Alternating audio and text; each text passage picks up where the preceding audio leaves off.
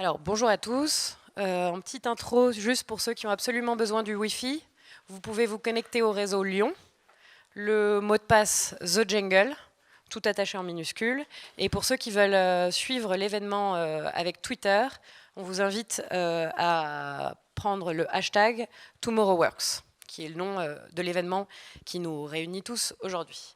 Alors, je vais me présenter. Moi, je suis Annabelle et je dirige Lyon, qui est cette école dans laquelle vous êtes ici présents aujourd'hui.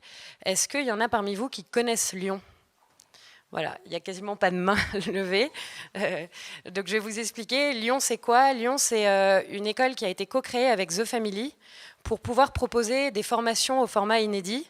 Sont les entrepreneurs, c'est Charles que vous voyez ici qui va se présenter, qui viennent directement donner des cours, et ils donnent des cours à qui ? Au cadre des grands groupes. Alors pourquoi on fait ça ? On fait ça parce qu'on est persuadé qu'il faut donner les moyens aux collaborateurs à l'intérieur des entreprises d'être eux aussi moteurs du changement et de eux aussi s'inscrire dans ce fameux futur du travail. Alors comment on fait ? Les entrepreneurs viennent, partagent leur expérience, dévoilent leurs outils, font faire les cas pratiques et avec ça, donne aux collaborateurs des grands groupes cette culture, ce pas de côté qu'il est nécessaire aujourd'hui d'aborder. Et avant de laisser donc la parole à Charles, qui est un de nos professeurs ô combien apprécié chez Lyon, je voudrais partager avec vous une conviction qu'on a et qui motive tous les jours le développement de Lyon. C'est que oui, il faut promouvoir l'agilité, recourir de plus en plus à des freelances et permettre le remote. Mais tout ça, ça pourra exister et tout ça, ça existera d'autant mieux si on parie sur les individus et si on parie sur les individus qui sont au cœur du changement, c'est-à-dire ceux qui sont au cœur de l'entreprise. Et c'est ce qu'on essaie de faire ici tous les jours. Donc je vais laisser sur ces jolies paroles la parole à Charles, qui avant d'être professeur est surtout CEO et fondateur de Comet, dont il va vous parler. Merci beaucoup Annabelle. Donc bonjour à tous, merci d'être avec nous ce matin.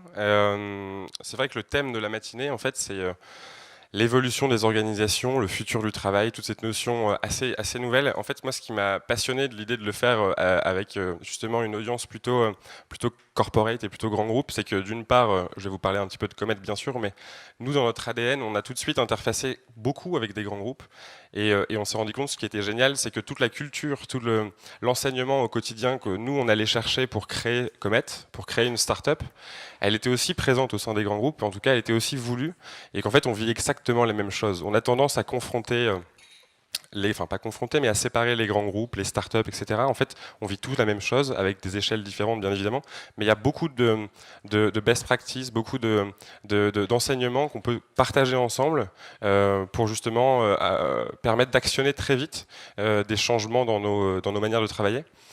Je vais vous prendre 2 minutes sur Comet. En fait, Comet, c'est très simple. On s'est lancé il y a 1 an, aujourd'hui. On vient de souffler notre première bougie. On était 3 au début. Maintenant, on est 4 fondateurs et on est une trentaine dans l'équipe. Et on a créé un produit qui connecte instantanément les meilleurs freelances dans la tech et dans la data avec des startups et des grands groupes, beaucoup de grands groupes. Et on les connecte d'une manière assez simple, qui est technologique d'une part, parce qu'on a créé un moteur de matching, c'est-à-dire ce qui nous caractérise, c'est que on n'est pas un système. On a essayé de retirer la notion de liste, de catalogue, d'annuaire en fait de cette mise en relation, parce que elle est très chronophage d'un côté pour les grands groupes et elle met le freelance dans une position plus complexe où il se retrouve dans une liste et il ne sait pas trop justement si quelqu'un vient vraiment prendre en considération ses aspirations, son niveau concret. Donc nous on teste chaque freelance qui s'inscrit, sur lequel on vient qualifier ses compétences par la communauté. On a 1500 freelances aujourd'hui que dans la tech et la data, mais on ne les teste pas parce qu'on est un cercle exclusif un peu prétentieux, on les teste simplement parce qu'on veut bien connaître leurs compétences, on veut connaître aussi leurs aspirations, ce qu'ils ont envie de faire, parce que vous, comme vous le savez tous, on recherche tous, quelle que soit l'industrie, quelle que soit la taille, on a tous besoin des meilleurs talents tech data, en l'occurrence, pour se transformer, parce que c'est les grands leviers de transformation. On a tous besoin de devenir une boîte tech. Donc en face, ces talents, eux, sont extrêmement demandés et se font un peu harceler tous les jours. Et donc, on leur propose des projets qui ne sont pas forcément en accord avec ce qu'ils ont envie de faire. Et on se rend compte qu'il y a une forme d'épanouissement dans le modèle qu'on déploie, et on en est vraiment ravis. Donc ça, c'est Comet. On travaille aujourd'hui avec plus d'une quinzaine de grands groupes. On a démarré plus de 300 projets. Pour vous donner une idée, en janvier, on était à peu près à zéro dans les starting blocks. Aujourd'hui, on a apporté plus de 10 000 jours de mission à nos freelances. Et on a justement donc une communauté de 1500 freelances. Pour revenir sur l'actualité de ce matin, ce qui est important, c'est que je laisserai justement nos experts lors de la table ronde de venir détailler chacun des sujets. Je voulais juste parler un peu d'un sujet qui nous tient à cœur chez Comet, qui est cette notion de bien-être et de culture qu'on entend beaucoup. Je ne sais pas si vous connaissez Buffer, je pense qu'on aura l'occasion d'en parler beaucoup, mais moi c'est une société que j'admire beaucoup. Buffer a été très transparent dès le début sur sa culture et a construit, je pense, l'une des plus belles cultures au monde en entreprise. Et donc c'est extrêmement intéressant de pouvoir avoir ces enseignements de comment est-ce qu'on est capable d'apporter une culture. Ensuite, il y a aussi beaucoup d'enseignements à avoir sur le travail à distance. C'est un sujet de fond assez important, d'actualité aussi. Mais en fait, nous, on se rend compte que plus de 30% de notre communauté aujourd'hui veut travailler en remote, donc à distance. C'est aussi assez représentatif. Et il y a des sociétés comme WordPress, que vous connaissez tous, qui sont tellement fortes dans le travail à distance qu'elles n'ont plus de bureau physique. C'est-à-dire que tout le monde travaille à distance. Et le troisième grand axe, c'est aussi plutôt le changement de paradigme face au travail. Moi, ce qui me déçoit parfois, c'est qu'on confronte tous, ou quand vous en parlez à n'importe qui, même à mes parents, c'est que on confronte le salariat et le freelancing forcément, l'indépendance et le salariat forcément, alors que c'est pas vraiment le sujet en fait. Demain, ils vont cohabiter ensemble, pas en symbiose, mais en tout cas, chacun choisira son statut en fonction de l'instant, et on viendra switcher entre le salariat et l'indépendance au fil de l'eau. Et en tout cas, nous, on a constaté que sur notre marché, en tout cas, il y a un vrai changement de paradigme parce que les gens veulent s'accomplir, les gens veulent être libres, veulent choisir leur mission selon différents critères, les technologies, l'intérêt intellectuel pur, l'équipe, la raison d'être, voilà. Mais ce qui est intéressant, c'est qu'on voit quand même qu'il y a une vraie reprise du freelancing en Europe. C'est 150% de croissance sur tous les métiers, mais 600 dans la tech data. Donc on se rend compte que c'est l'un des secteurs sur lequel ça s'accélère beaucoup. Et voilà, je vais juste finir sur tout ça. Je vais avoir le plaisir d'introduire Alain Delprat, qui est justement en charge de toute la partie projet et de la direction de projet chez Renault Digital, qui va justement pouvoir nous faire part de Renault Digital, cette création et l'évolution de l'organisation en tant que telle. Merci à vous. Merci Charles. Alors bonjour à tous. Je voulais d'abord remercier Comet de nous avoir associés à cet événement et de me donner l'opportunité de vous expliquer comment on a créé Renault Digital et plus particulièrement sur les futurs modes de travaux dont c'est le sujet aujourd'hui. Je voulais également remercier Lyon Exécutif de nous accueillir aujourd'hui dans ces locaux. Donc moi je suis Alain Delprat, je travaille au sein de Renault Digital que j'ai rejoint début juin. Renault Digital est une société qui a été créée en début d'année pour, je dirais, accompagner la transformation digitale du groupe Renault. Donc je vais vous détailler un peu la genèse de Renault Digital et comment aujourd'hui l'ensemble des recrutements a été fait, comment nous travaillons avec nos prestataires externes et notamment les freelances en particulier. Et pour terminer sur quelles questions on se pose, et je pense que la table ronde, en tout cas moi j'ai beaucoup de questions qui seront certainement en adéquation avec ce qui va être traité lors de la table ronde. Donc, pardon.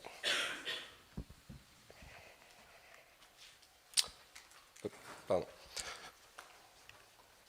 Voilà. Donc je voulais démarrer et vous emmener un petit peu dans le futur. Ce que vous avez à l'image, c'est le concept car qui a été présenté à Francfort il y a à peu près un mois, c'était à mi-septembre. C'est le dernier concept car de Renault, en fait, qui explique que l'automobile en 2030, donc là on se situe quand même à plus de 10 ans, c'est une extension de l'habitat et c'est une nouvelle pièce à vivre de sa maison. Donc en fait, c'est la première fois que dans un salon automobile, on a amené une maison et une automobile. Cette automobile est bien évidemment complètement autonome, électrique, hyper connectée.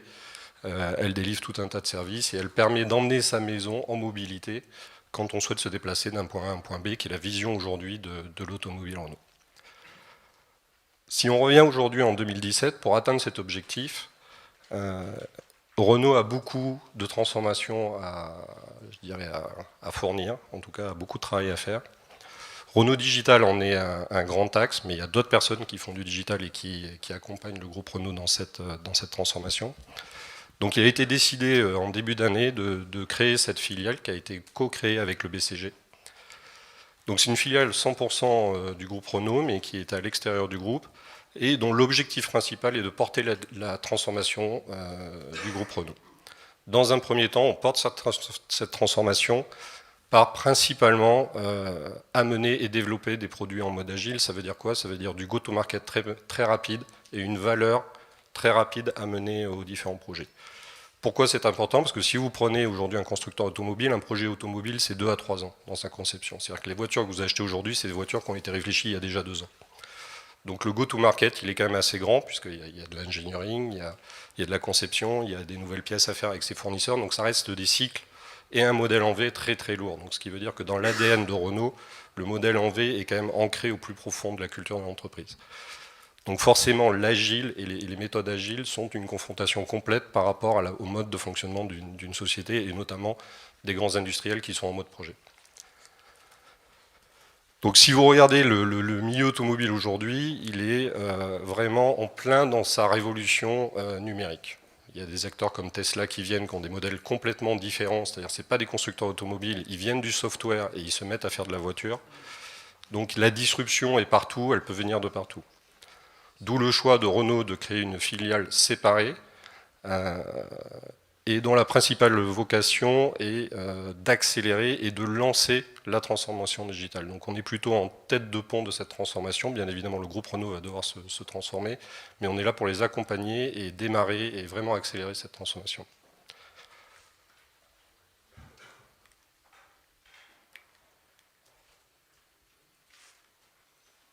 Ah, c'est bloqué. Peut-être appuyer sur le petit bouton. Donc je vais passer à la suite. Donc les grandes missions de Renault Digital, c'est de construire ses compétences. Aujourd'hui, beaucoup de ces compétences n'existaient pas chez Renault, des compétences autour du big data, des compétences autour de la user experience. Tout cela n'existait pas, donc il a fallu aller le chercher à l'extérieur et commencer à créer ces compétences-là. Le deuxième aspect, c'est d'amener des nouvelles façons de travailler, donc à travers la méthode agile, des nouvelles méthodologies, et de commencer à les diffuser au sein du groupe. Le troisième point, c'est clairement de délivrer de la valeur, parce que quelque part, on aura une crédibilité, nous, Renault Digital, à partir du moment où on amènera de la valeur à Renault. On a les codes d'une start-up, mais on n'en a pas le financement. On est financé par un grand groupe, on ne fait pas des tours de table tous les 3 mois, donc de toute façon, mais on a quand même des objectifs de valeur comme tout le monde. Donc on aura une existence dans 1 an, dans 2 ans, si on a été capable de démontrer qu'on amène cette valeur-là au sein du groupe Renault, et qui est aujourd'hui très orienté produit et beaucoup moins service. Après, Renault a beaucoup de données, disparates, éparpillées partout, et on est là pour essayer de capitaliser sur ces données qui existent déjà, mais également d'en créer de nouvelles. Vous entendez les assureurs qui veulent récupérer les données d'utilisation d'un véhicule pour adapter vos contrats d'assurance. Ces informations-là, elles viendront de la voiture et de la façon dont la voiture est utilisée. Donc la donnée demain peut venir être une nouvelle source de revenus pour un constructeur automobile, puisqu'on est au cœur et on est ceux qui créons le produit. Et le dernier point, comme l'a dit Charles, cette transformation, elle est tout d'abord, et elle sera premièrement humaine. C'est-à-dire elle passera par les hommes, elle passera par la capacité qu'on aura à transformer, je dirais, l'ADN et la culture d'un groupe comme Renault. Et donc on veut, comme tout le monde, attirer les meilleurs et avoir les meilleurs. Ça, c'est clair.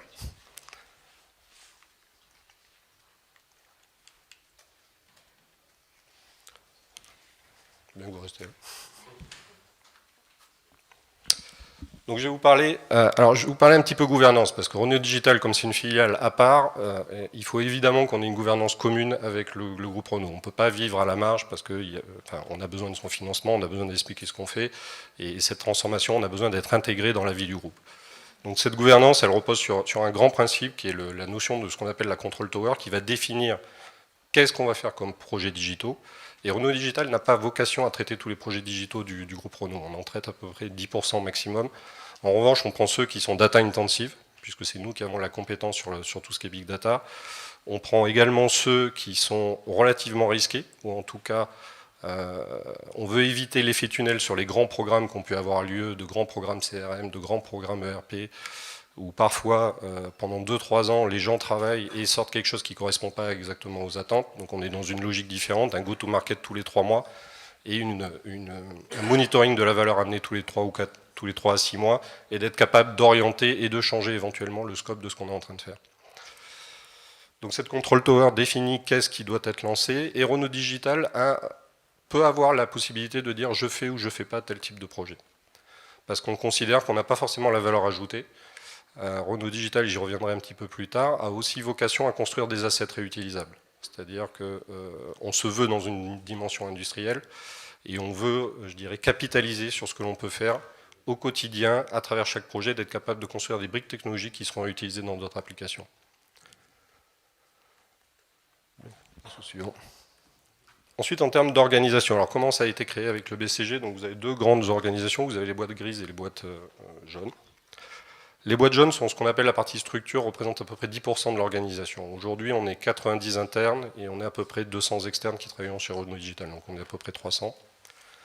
La partie interne, ça représente 30 personnes aujourd'hui, grosso modo. Donc, je reviendrai sur la partie structure. En fait, on a 4 grands COI. Donc, on a la partie User Experience, où on va retrouver tous les UX, UI et toutes ces ressources de cette typologie-là. On a le pôle Agile qui va amener tous les coachs Agile et les Scrum Masters. On a la partie Tech qui va amener tous les architectes solutions, les développeurs, back, front, etc. Et on a la dernière partie Data. On va retrouver les Data Scientists, les Data Engineers qui nous aident à construire notre plateforme de Big Data et à délivrer les informations nécessaires pour l'ensemble du groupe Renault autour de la data. Donc eux, c'est des pools de compétences dans lesquels on vient sourcer les différentes personnes lors d'un démarrage projet. Ensuite, il y a la structure, donc je vais passer rapidement sur la partie HR Finance qui est, je dirais, normale dans une société.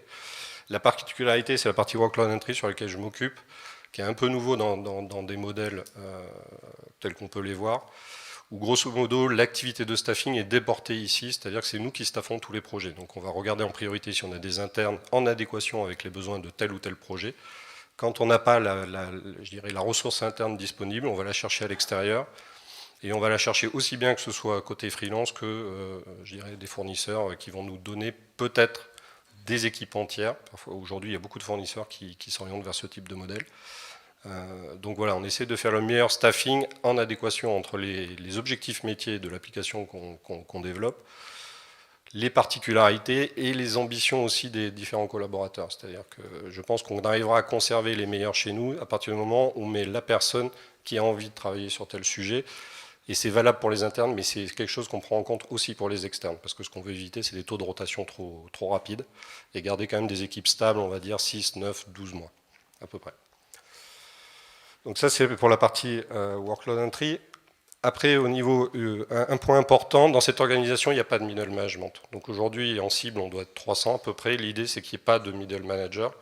Donc c'est pour ça que le rôle de staffing et le rôle de middle management aujourd'hui est éclaté sur l'ensemble de la structure. Donc la partie RH va gérer la partie RH du collaborateur.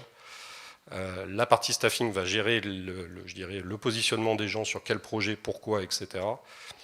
Les verticaux, les différents pôles technologiques ou data, etc., eux vont avoir des tech leads, vont avoir des gens qui vont être leads dans leur centre d'expertise, mais vraiment autour de leur expertise. Donc c'est eux qui vont commencer à créer les assets qui vont être utilisés dans l'ensemble des projets.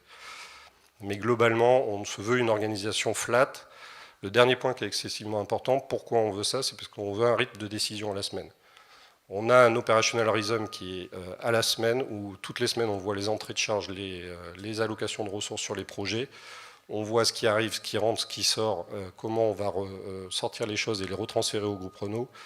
Et on est capable aujourd'hui de prendre une décision de recrutement en moins d'une semaine. On est capable de prendre une décision de lancer un projet en moins d'une semaine. Parce que toujours derrière, on a ce go-to-market qui est toujours en tête, parce qu'il faut qu'on aille vite. Alors comment ça s'est construit la structure et quelle est la composition cible approximativement de cette structure? Aujourd'hui, vous avez donc sur la partie gauche ce qu'on considère qui vient du groupe Renault, et je dirais que ce n'est pas tout à fait exact parce qu'il y a une bonne partie de gens qui viennent de Renault. C'est-à-dire on veut un mélange de culture chez Renault Digital. On ne peut pas être complètement, je dirais, en dehors de la culture Renault parce que les outils qu'on développe ont des problématiques techniques d'intégration dans le monde IT de Renault, donc on a besoin de toute façon d'avoir cette connaissance-là et de connaître les gens qu'il faut activer pour avoir une activation, je dirais, fluide. Donc grosso modo, je dirais ce qui est aujourd'hui la structure de Renault Digital, c'est 50% de gens qui viennent du groupe Renault et 50% de gens qui viennent du monde de l'extérieur. Et au niveau de l'extérieur, les recrutements, ils ont été de deux ordres. Soit des gens qui viennent de grands groupes industriels, comme moi je viens de General Electric, donc on vient plutôt du grand monde du B2B et du monde industriel, et des gens qui viennent plutôt du milieu du start-up, de l'entrepreneuriat, ou en tout cas très orientés marketing, CRM, etc. Plutôt dans des plus petites structures. Et on a à peu près un mix à 50-50 de ces recrutements externes qui viennent de ces origines-là. Après, on fait travailler tout un écosystème de fournisseurs, puisque aujourd'hui, je vous dis, au mois de février, Renault Digital, c'était 10 personnes. Aujourd'hui, on est plus de 300, donc on a eu une phase de ramp-up et d'industrialisation de ce ramp-up qui a été assez intensif. Donc ça a été un gros challenge dans les mois passés. Donc on a dû démarrer avec beaucoup de fournisseurs. Au début, on a plutôt staffé avec des fournisseurs, puisque les recrutements internes sont arrivés au fur et à mesure. Quand bien même on prend une décision de recrutement en une semaine, la personne, elle met 2 à 3 mois à arriver, puisqu'il faut qu'elle sorte de là où elle est, et puis le temps qu'elle arrive, il y a forcément un lag time qui fait qu'il y a un petit peu de décalage. Donc on a démarré avec beaucoup de fournisseurs. Comme on a une phase de ramp-up très importante, même quand il y a des internes qui rentrent, ils ne remplacent pas forcément un externe qui est là, donc on a gardé à peu près quasiment tout le monde. Enfin, je veux dire, on est à l'ordre de 2-3% de rotation aujourd'hui des externes, ce qui est quasiment rien. Et on a dû s'appuyer sur un grand nombre de freelances, pour une raison simple, c'est qu'on avait besoin de construire ces briques technologiques, donc on voulait les meilleurs. Donc on a fait appel à Comet, on a fait appel à d'autres partenaires pour faire du portage salarial de freelance, puisque un certain nombre de gens qu'on a fait venir du monde extérieur et qu'on fait le pari de venir chez Renault Digital étaient aussi des freelanceurs. C'est-à-dire le patron, par exemple, du pôle tech est un ancien freelanceur. Et donc il avait un réseau à lui-même qu'il a pu amener et qu'il a pu faire travailler. Et ce qui a permis de gérer cette accélération et de partir tout de suite avec les bonnes briques, les bons objectifs en termes de stack technologique que l'on voulait utiliser et la façon dont on voulait les utiliser. Ça aujourd'hui, c'est la culture de Renault Digital, elle est en train de se mettre en place parce que c'est forcément, donc à peu près c'est 25% de Renault, 75% de gens qui viennent du monde extérieur. On a moins de 9 mois d'existence, donc forcément cet aspect culturel est très important pour nous, on est en train de travailler dessus, mais aujourd'hui on n'a pas complètement terminé quel doit être l'ADN et la culture de Renault Digital. On sait que c'est une culture qui vient d'un mix et d'un brassage de plein de gens qui viennent de partout. Alors maintenant pour passer et faire un peu la transition sur c'est quoi les next steps et ce qu'on va discuter je pense autour de la table ronde, parce que c'est quand même l'objectif. Aujourd'hui, donc Renault Digital, avec 9 mois d'existence, on a développé plus de 22 produits aujourd'hui qui sont en production, ou qui seront en production à la fin de l'année. On aura 15 000 utilisateurs en interne chez Renault qui utiliseront ces applications, et plus de 250 000 à l'externe sur toutes les parties où les clients vont pouvoir se connecter. Aujourd'hui, on a un objectif de valeur par rapport à ces applications, et on est bien au-dessus de nos objectifs qui étaient fixés en début d'année. Donc les questions qu'on se pose aujourd'hui, on a grossi très très vite, on a un ADN, comme je l'ai dit, qui est ce qu'il est, on réfléchit sur nos valeurs culturelles. Maintenant, se posent des questions de comment on va passer à l'étape suivante, puisque comme l'a dit Charles, il y a beaucoup de gens qui veulent travailler à distance. On sait qu'on a plein de très très bonnes compétences qui ne sont pas sur la région parisienne, tout simplement. On se pose des questions, nous, comment faire travailler nos partenaires en Inde, c'est-à-dire que Renault a une filiale en Inde au niveau DSI, sur laquelle elle s'appuie énormément pour faire ses développements, et quelque part, que vous fassiez du remote, je veux dire, entre Boulogne et Neuilly-sur-Seine, ou que vous fassiez entre Boulogne et l'Inde, ou Chennai, c'est exactement la même problématique, à partir du moment où les gens ne sont physiquement pas à côté. Donc ça suppose deux choses. Un, une évolution de notre modèle. Aujourd'hui, on est sur un modèle complètement colocalisé, c'est-à-dire on met tous les gens ensemble. Donc c'est plus facile à gérer, mais on sait qu'on se prive d'un écosystème important.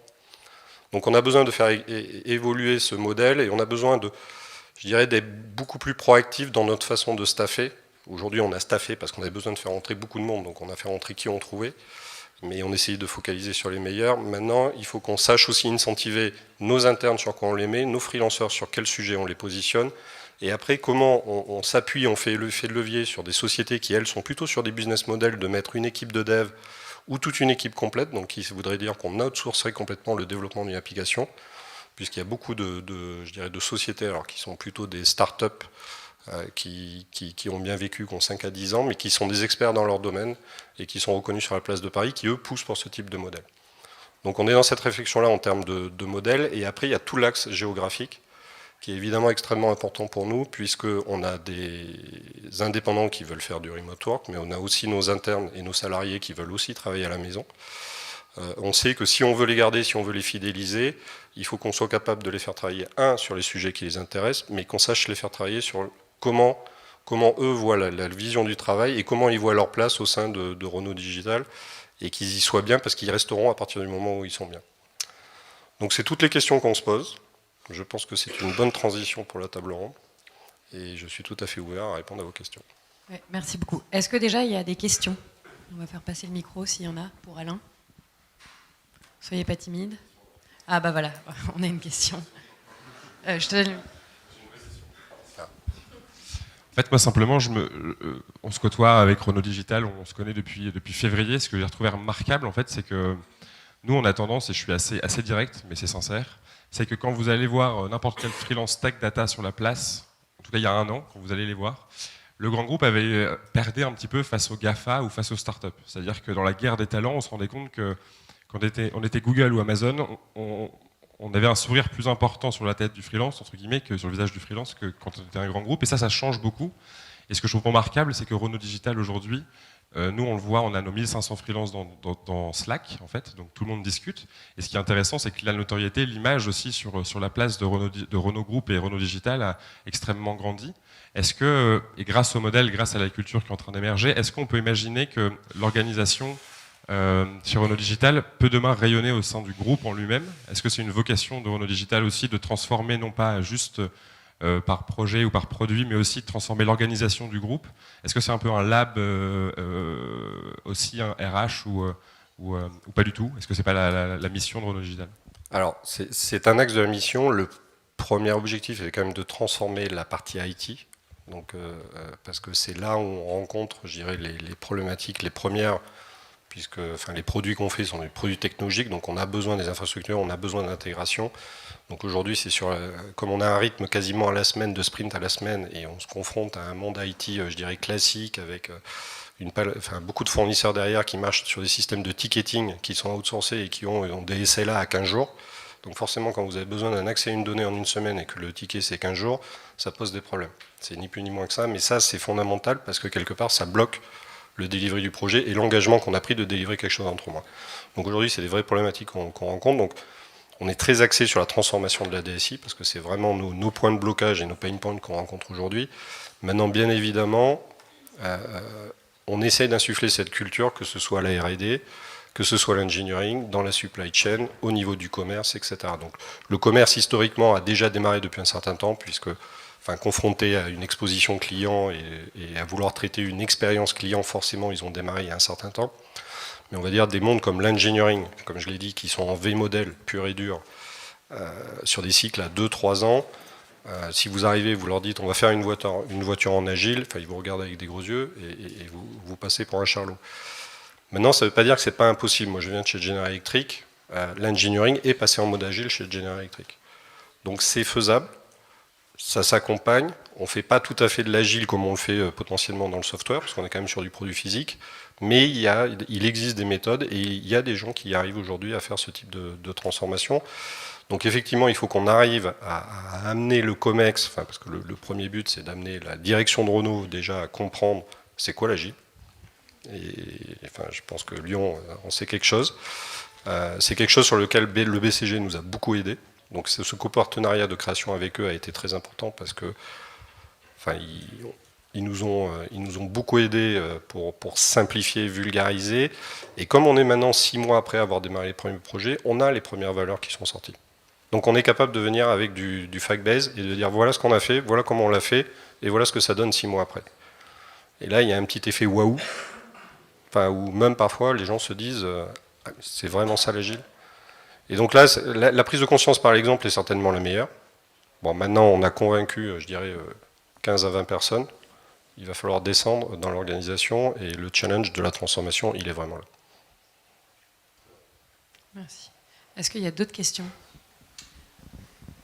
Oui, il y en a une. Attendez, comme c'est retranscrit en direct, je vais vous donner le micro. Bonjour. Bonjour. Christine Allary, je suis journaliste à management. Je voulais vous demander, dans les 22 projets que vous avez finalisés, c'est quoi un peu la nature de ces projets? C'est des choses très très précises, pointues, ou c'est un peu... Alors il y a différentes catégories, enfin je ne vais pas rentrer trop dans le détail, mais il y a des applications de type plutôt reporting, mais basées sur du big data. Donc, parce qu'en fait, il y a une chose que je n'ai pas spécifiée, mais le CDO fait partie de Renault Digital. C'est-à-dire le CDO de Renault, c'est le patron du pôle data. Donc c'est lui qui organise toute la gouvernance autour de la donnée chez Renault, etc. Et toute la compétence de data scientist, enfin surtout les data scientists qui sont importants quand on veut commencer à faire du machine learning, de l'intelligence artificielle, c'est vraiment ces personnes-là, et elles sont basées au sein de Renault Digital. Donc on fait beaucoup de projets data, aujourd'hui on a à peu près 10-15, donc ils sont soit orientés du reporting, soit sur de l'analyse complexe. Alors, je ne vais pas rentrer dans les détails, mais c'est des sujets comme tout ce qu'on appelle la diversité dans un véhicule, c'est-à-dire vous avez un modèle, et puis vous avez X options, et puis vous avez X versions, enfin vous avez X versions, et après vous pouvez décliner avec X options. Ce qui fait des combinaisons à quasiment plus d'1 million pour un même véhicule. Donc après, il y a comment vous analysez votre mix de coûts d'investissement versus ce que vous allez récupérer. Par rapport aux options que vous allez mettre dans une version ou dans une édition spéciale, qu'est-ce que ça va vous rapporter par rapport à votre coût de revient? Et parce que les mix peuvent être très importants. Donc là, il faut être capable de faire beaucoup de calculs en masse. Donc ça, c'est les sujets vraiment orientés data. On a des sujets qui sont, je dirais, orientés supply chain, donc dans l'usine. Parce que, enfin, on ne fait pas que du... c'est pour ça qu'on est sur un modèle B2B et B2B2C. Typiquement, c'est optimiser le temps de travail des gens en usine. C'est-à-dire aujourd'hui, une usine automobile, c'est grand, un chef d'équipe, il a des kilomètres, enfin, en fait, quand on se rend compte, il parcourt des kilomètres par jour pour pouvoir faire le tour de ses équipes, aller régler des problèmes, aller voir ce qui se passe, etc., quand il y a un arrêt sur la chaîne de production. Donc aujourd'hui, on l'équipe de tablettes et il a tous ses indicateurs sur la tablette et il est capable déjà de régler un paquet de problèmes directement depuis la tablette. Et surtout, il va directement au bon endroit. C'est-à-dire qu'il a l'information de là où il doit aller, parce qu'avant, il faisait des tournées. Donc ça, c'est des choses au niveau de la supply chain. Après, il y a beaucoup de sujets autour du transport, puisqu'on a des usines qui produisent des voitures et puis il faut les amener jusqu'au client. Donc la problématique transport est importante et la problématique stockage de la voiture est importante. Donc il faut optimiser le flux, donc ce qu'on appelle le flux aval, de la sortie d'usine jusqu'à amener la voiture au client. Et ça passe par des étapes de stationnement de voiture. Ne serait-ce que savoir où est-ce que vous avez mis la voiture qui doit aller partir pour, je ne sais pas si elle est produite en Espagne, elle doit partir en France pour être vendue à Bordeaux. Bah, tout ce flux-là, et l'optimisation de ce flux, donc réduire le temps d'attente de la voiture. Donc, parce que ce qui est important, c'est ça, le client attend sa voiture, elle est finie, il l'attend. Et en fait, il faut être capable de réduire ce temps-là aujourd'hui. Ne pas perdre un véhicule. Ça peut faire sourire, mais... Enfin, savoir où est-ce qu'on l'a parqué, parce que le transport ne part que dans un mois, donc on va le mettre à un endroit, etc. Et stocker. Enfin, de toute façon, c'est du stock. Donc ça coûte à l'entreprise tant qu'elle reste, je dirais, sur un parking. Donc il y a des applications au niveau de l'optimisation des flux logistiques. Après, on a des applications qui sont beaucoup plus orientées R&D. Donc on travaille sur les sujets de voitures autonomes. Mais pour rendre une voiture autonome, il faut déjà créer des scénarios. Et il faut en créer beaucoup. Donc on est incapable de les créer à la main, donc il faut créer des algorithmes qui vont créer les scénarios, après il faut les exécuter, et après il faut analyser le résultat. Donc typiquement c'est le genre de projet où on va intervenir plutôt sur la partie création des scénarios et analyse des résultats. Puisque la partie du milieu d'exécuter, c'est vraiment du calcul mathématique pur et dur. Et alors juste une autre question, vous êtes implanté physiquement dans les bureaux de Renault ou au BSCG Non, ou ailleurs? on a nos propres bureaux, on est à Boulogne-Billancourt, au Pont-de-Sèvres, donc pas très loin du siège de Renault, on est à 3 minutes à pied. On est colocalisé avec des gens qui travaillent plutôt sur les nouveaux business models, donc il y a une organisation qui s'appelle ACMS chez Renault. Et donc on travaille beaucoup avec eux, parce qu'eux travaillent sur les business models, mais nous on fournit les données sur lesquelles ils vont s'appuyer. On est localisé là pour des problématiques géographiques, principalement, parce que les 2 sites historiques de Renault sur l'île de France, en tout cas pour tout ce qui est IT et digital, c'est plutôt le Plessis-Robinson, le Technocentre. Avoir des gens de Paris, ou en tout cas c'est le cas pour nos salariés, mais pour, je dirais, nos externes, qu'ils soient freelanceurs ou pas, leur dire qu'ils vont aller travailler au Technocentre, c'est une vraie problématique. Le Plessis, c'est déjà compliqué. Le technocentre, c'est une vraie problématique pour attirer les gens et pour être sûr qu'ils vont aller jusque là-bas. Donc le choix de Boulogne a été fait d'être accessible en métro, en Vélib, etc. Mais enfin, c'est pas anodin et beaucoup de sociétés rencontrent ce problème-là.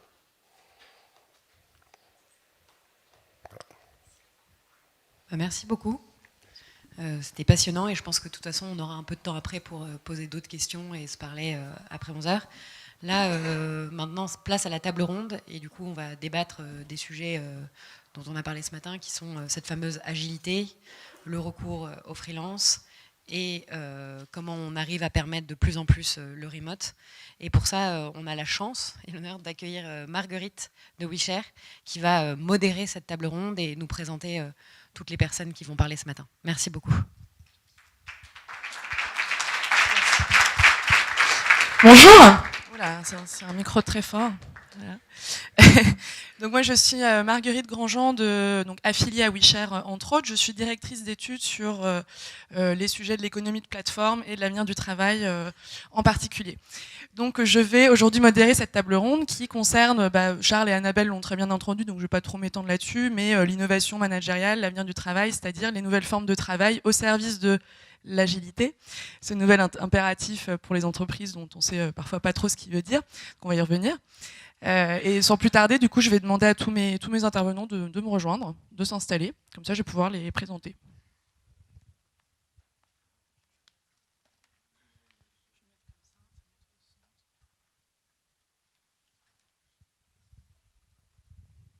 Alors pour information, je demande à Alexandra de se mettre au centre, parce que souvent les panels aujourd'hui sont composés à 100% d'hommes. Donc en cette période, vous l'aurez remarqué, de revendication des droits féminins, je tiens à mentionner sa présence et la mienne, parce que nous avons une mixité à défaut d'une parité aujourd'hui sur ce panel. Alors, je vais prendre ça. Donc du coup, pour également renforcer la présence d'Alexandra, je commence par elle. Donc Alexandra Cochard, tu es fondatrice de Shaker, qui est une agence de conseil en démarche d'innovation chez les entreprises de toute taille. Donc c'est-à-dire impliquer les collaborateurs dans les démarches d'innovation et de transformation des entreprises. Tu as travaillé avec de nombreuses entreprises, dont le Crédit Agricole notamment. Et puis tu es membre également d'un nouveau collectif de travail, peut-être qu'on aura l'occasion d'en parler, qui s'appelle Mangrove, qui ressemble un peu à WeShare. J'enchaîne avec Rodolphe Dutel, je prends par ordre alphabétique, il n'y a pas de secret. Rodolphe Dutel, tu es fondateur de Remotive.io, si je prononce bien, qui est une communauté de travailleurs à distance. Alors tu nous en diras peut-être un peu plus, pas trop parce que bon, on n'est pas là pour faire sa pub. Et tu es ancien responsable des opérations, donc COO de Buffer, dont Charles a parlé ce matin, qui a quand même une centaine de salariés, c'est une grosse entreprise, et qui fonctionne pratiquement uniquement en remote, si j'ai bien compris. Alors remote, télétravail, travail à distance. Voilà. On va se mettre une petite règle du jeu d'ailleurs pour ceux qui ne comprennent rien aux anglicismes, étant donné qu'on va en avoir pas mal, je pense, notamment parce que Rodolphe parle souvent plus américain que français. Donc pour ceux qui comprennent rien aux anglicismes, n'hésitez pas à lever la main très rapidement, comme ça moi je ferai une petite traduction à la fin sans vous interrompre. Voilà. Mais du coup, bon, tu nous diras ce que veut dire remote par rapport au télétravail, mais bon, pour l'instant je parle en français. Voilà. Et donc avant ça, Rodolphe, tu étais à Google et tu es vraiment notre spécialiste du télétravail aujourd'hui. Je passe à Johan Guilini, toujours par ordre alphabétique, qui est DRH adjoint de la direction informatique des réseaux France de la Société Générale. Et Johan nous parlera plus précisément de la politique de télétravail qu'il a mise en place à la Société Générale ou SOGÉ, pour ceux qui y sont. Olivier Leclerc, je termine par toi, cofondateur du réseau des activateurs. Alors il y a un petit jeu de mots, donc ça commence par un H, A-C-K, activateurs, voilà. Les activateurs qui fédèrent un certain nombre de gens qui se lancent finalement dans l'aventure de l'intrapreneuriat. Voilà. Donc si je peux le décrire comme ça, après tu peux revenir évidemment sur la définition. Et Olivier qui doit partir avant 11h, donc n'hésite pas à partir ou à me le rappeler si j'oublie. Voilà. Alors, avant de commencer par du coup le premier thème qui nous agite aujourd'hui, qui est l'agilité, je vais vous donner juste deux petites règles du jeu. La première, c'est qu'on aura 15 minutes de questions à la fin, donc n'hésitez pas à noter vos questions pendant l'intervention, parce que souvent on oublie. nos questions. Donc n'hésitez pas à réfléchir dès maintenant. Et puis la deuxième, j'en ai parlé, c'est les anglicismes, les fameux. Donc n'hésitez pas à lever la main si vous ne comprenez rien. Donc je passe au premier thème qui nous intéresse, il s'agit de l'agilité. Alors l'agilité, moi j'avoue que ça me laisse toujours un petit peu perplexe. J'ai trouvé une très belle définition, très complète dans le McKinsey Global Institute, dans un des articles de cette prestigieuse institution. Je ne vais pas vous la donner parce que je respecte que c'est le matin et qu'on est un peu fatigué. Ce qu'on retient ici, c'est qu'il s'agit bien d'agilité humaine. Donc il s'agit plutôt d'adapter ici les stratégies de recrutement, les réponses aux aspirations des travailleurs. C'est de ça dont il s'agit, plus que d'agilité technologique, de processus, etc. Donc Olivier, du coup, j'aimerais bien te poser 2 questions en introduction. La première question, ça va être qu'est-ce que ça signifie aujourd'hui finalement dans une entreprise d'être agile, d'être ouvert en pratique. Et puis la deuxième question, je te la pose directement, c'est est-ce que les entreprises aujourd'hui, dans ton expérience, deviennent vraiment agiles ou pas du tout ? Merci pour ces 2 questions. Bonjour, bonjour à tout le monde. Moi, je participe d'un collectif qui s'appelle les Activateurs, une association plutôt qu'un collectif, de bougeurs de ligne, de personnes qui sont dans les grandes entreprises, dans les moyennes entreprises, indépendants, pas indépendants, qui essayent de faire bouger les choses, et donc quelque part qui sont militants d'une certaine agilité dans l'organisation à l'intérieur desquelles ils agissent. Alors aujourd'hui, et mon expérience, parce que je suis aussi salarié de grands groupes, donc j'essaye de vivre, ou plutôt je vis ce quotidien du salarié à l'intérieur du grand groupe, et ce relatif manque d'agilité, cette rigidité qui existe à l'intérieur de ces environnements-là. Et aujourd'hui, oui, il y a un appel à une certaine agilité, il y a une demande d'une certaine agilité dans les environnements.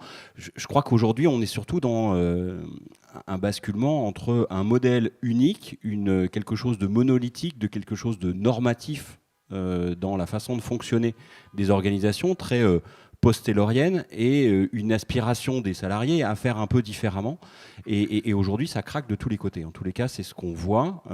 Et nous, on essaye, du côté des activateurs, d'essayer de documenter ça et essayer d'avoir quelques actions concrètes autour de ce genre de choses.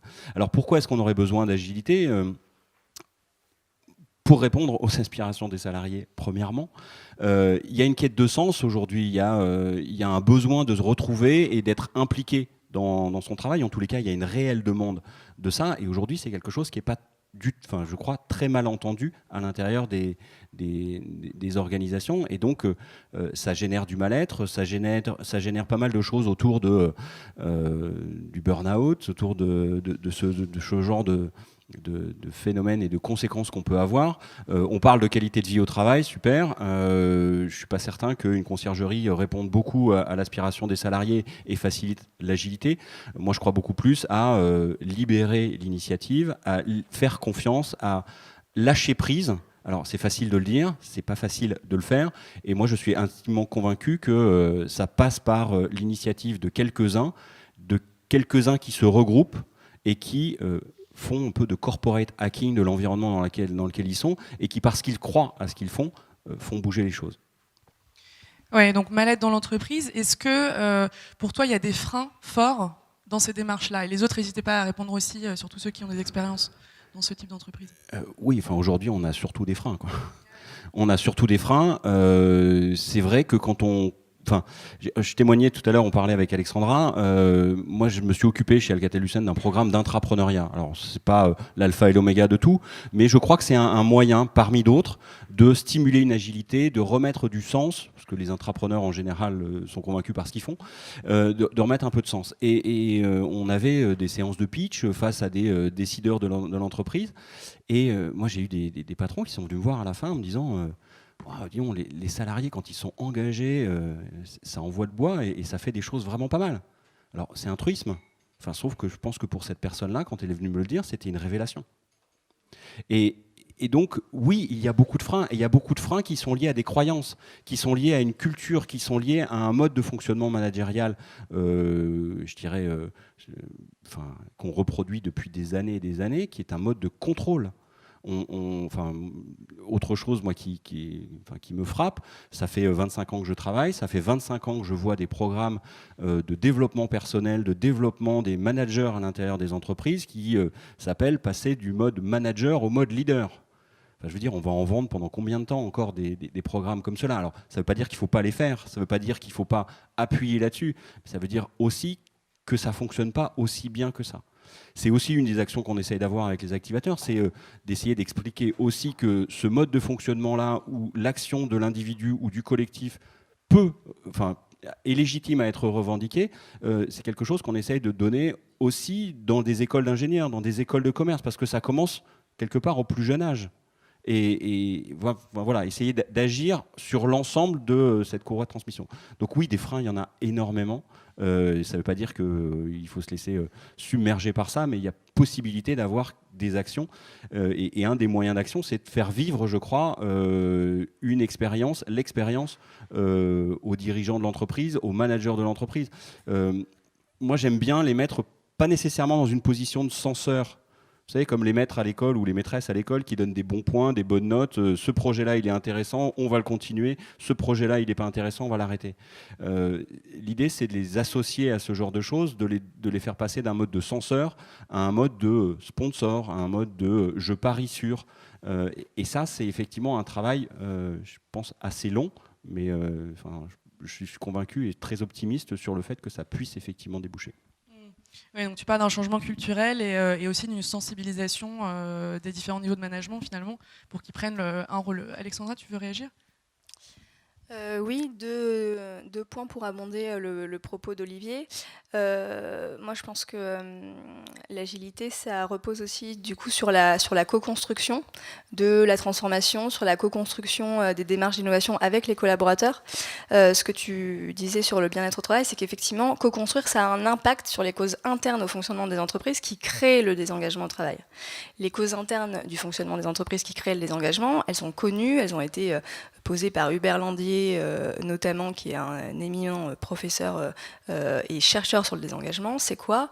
C'est l'incompréhension des changements en cours par les collaborateurs, c'est le manque de méthode des managers pour embarquer le collectif, c'est la centralisation des décisions et de l'innovation, c'est le manque de marge de manœuvre, le manque d'autonomie des collaborateurs, le développement de la solitude au travail. Et en fait, quand on co-construit la transformation, quand on co-construit l'innovation avec les collaborateurs, et ben, l'innovation elle est plus centralisée, elle est partagée, les changements ils sont compris parce qu'ils ont été impulsés et co-construits avec les collaborateurs. Il y a une démarche de communauté qui s'inscrit et donc du coup qui met fin au sentiment de solitude. Et ça, en fait, ça paraît évident. Et en fait, le réflexe de la co-construction, il est encore trop rare dans les entreprises. Un deuxième point aussi sur les freins, c'est que on oublie souvent d'impliquer les collaborateurs et de leur faire vivre cette expérience d'ouverture. Très souvent, on voit des labs d'innovation qui sont parfois hors des murs, où il y a quelques hauts potentiels et des startups, mais en fin de compte, qui diffusent ni la culture, ni les mentalités, ni les méthodes de travail en interne. J'ai un contre-exemple là-dessus, c'est la Villa Bonne Nouvelle d'Orange. La Villa Bonne Nouvelle d'Orange, depuis 3 ans, ils intègrent dans leurs locaux des freelances, des entrepreneurs, pour observer leur méthode de travail et faire en sorte que ce soit diffusé au sein du groupe Orange. Quotidiennement, il y a des collaborateurs qui viennent rencontrer les freelances, qui viennent tester la pluriactivité. Et ça, c'est la diffusion en interne, c'est vraiment un enjeu pour que l'agilité concerne tout le groupe. Juste dire un mot. Merci.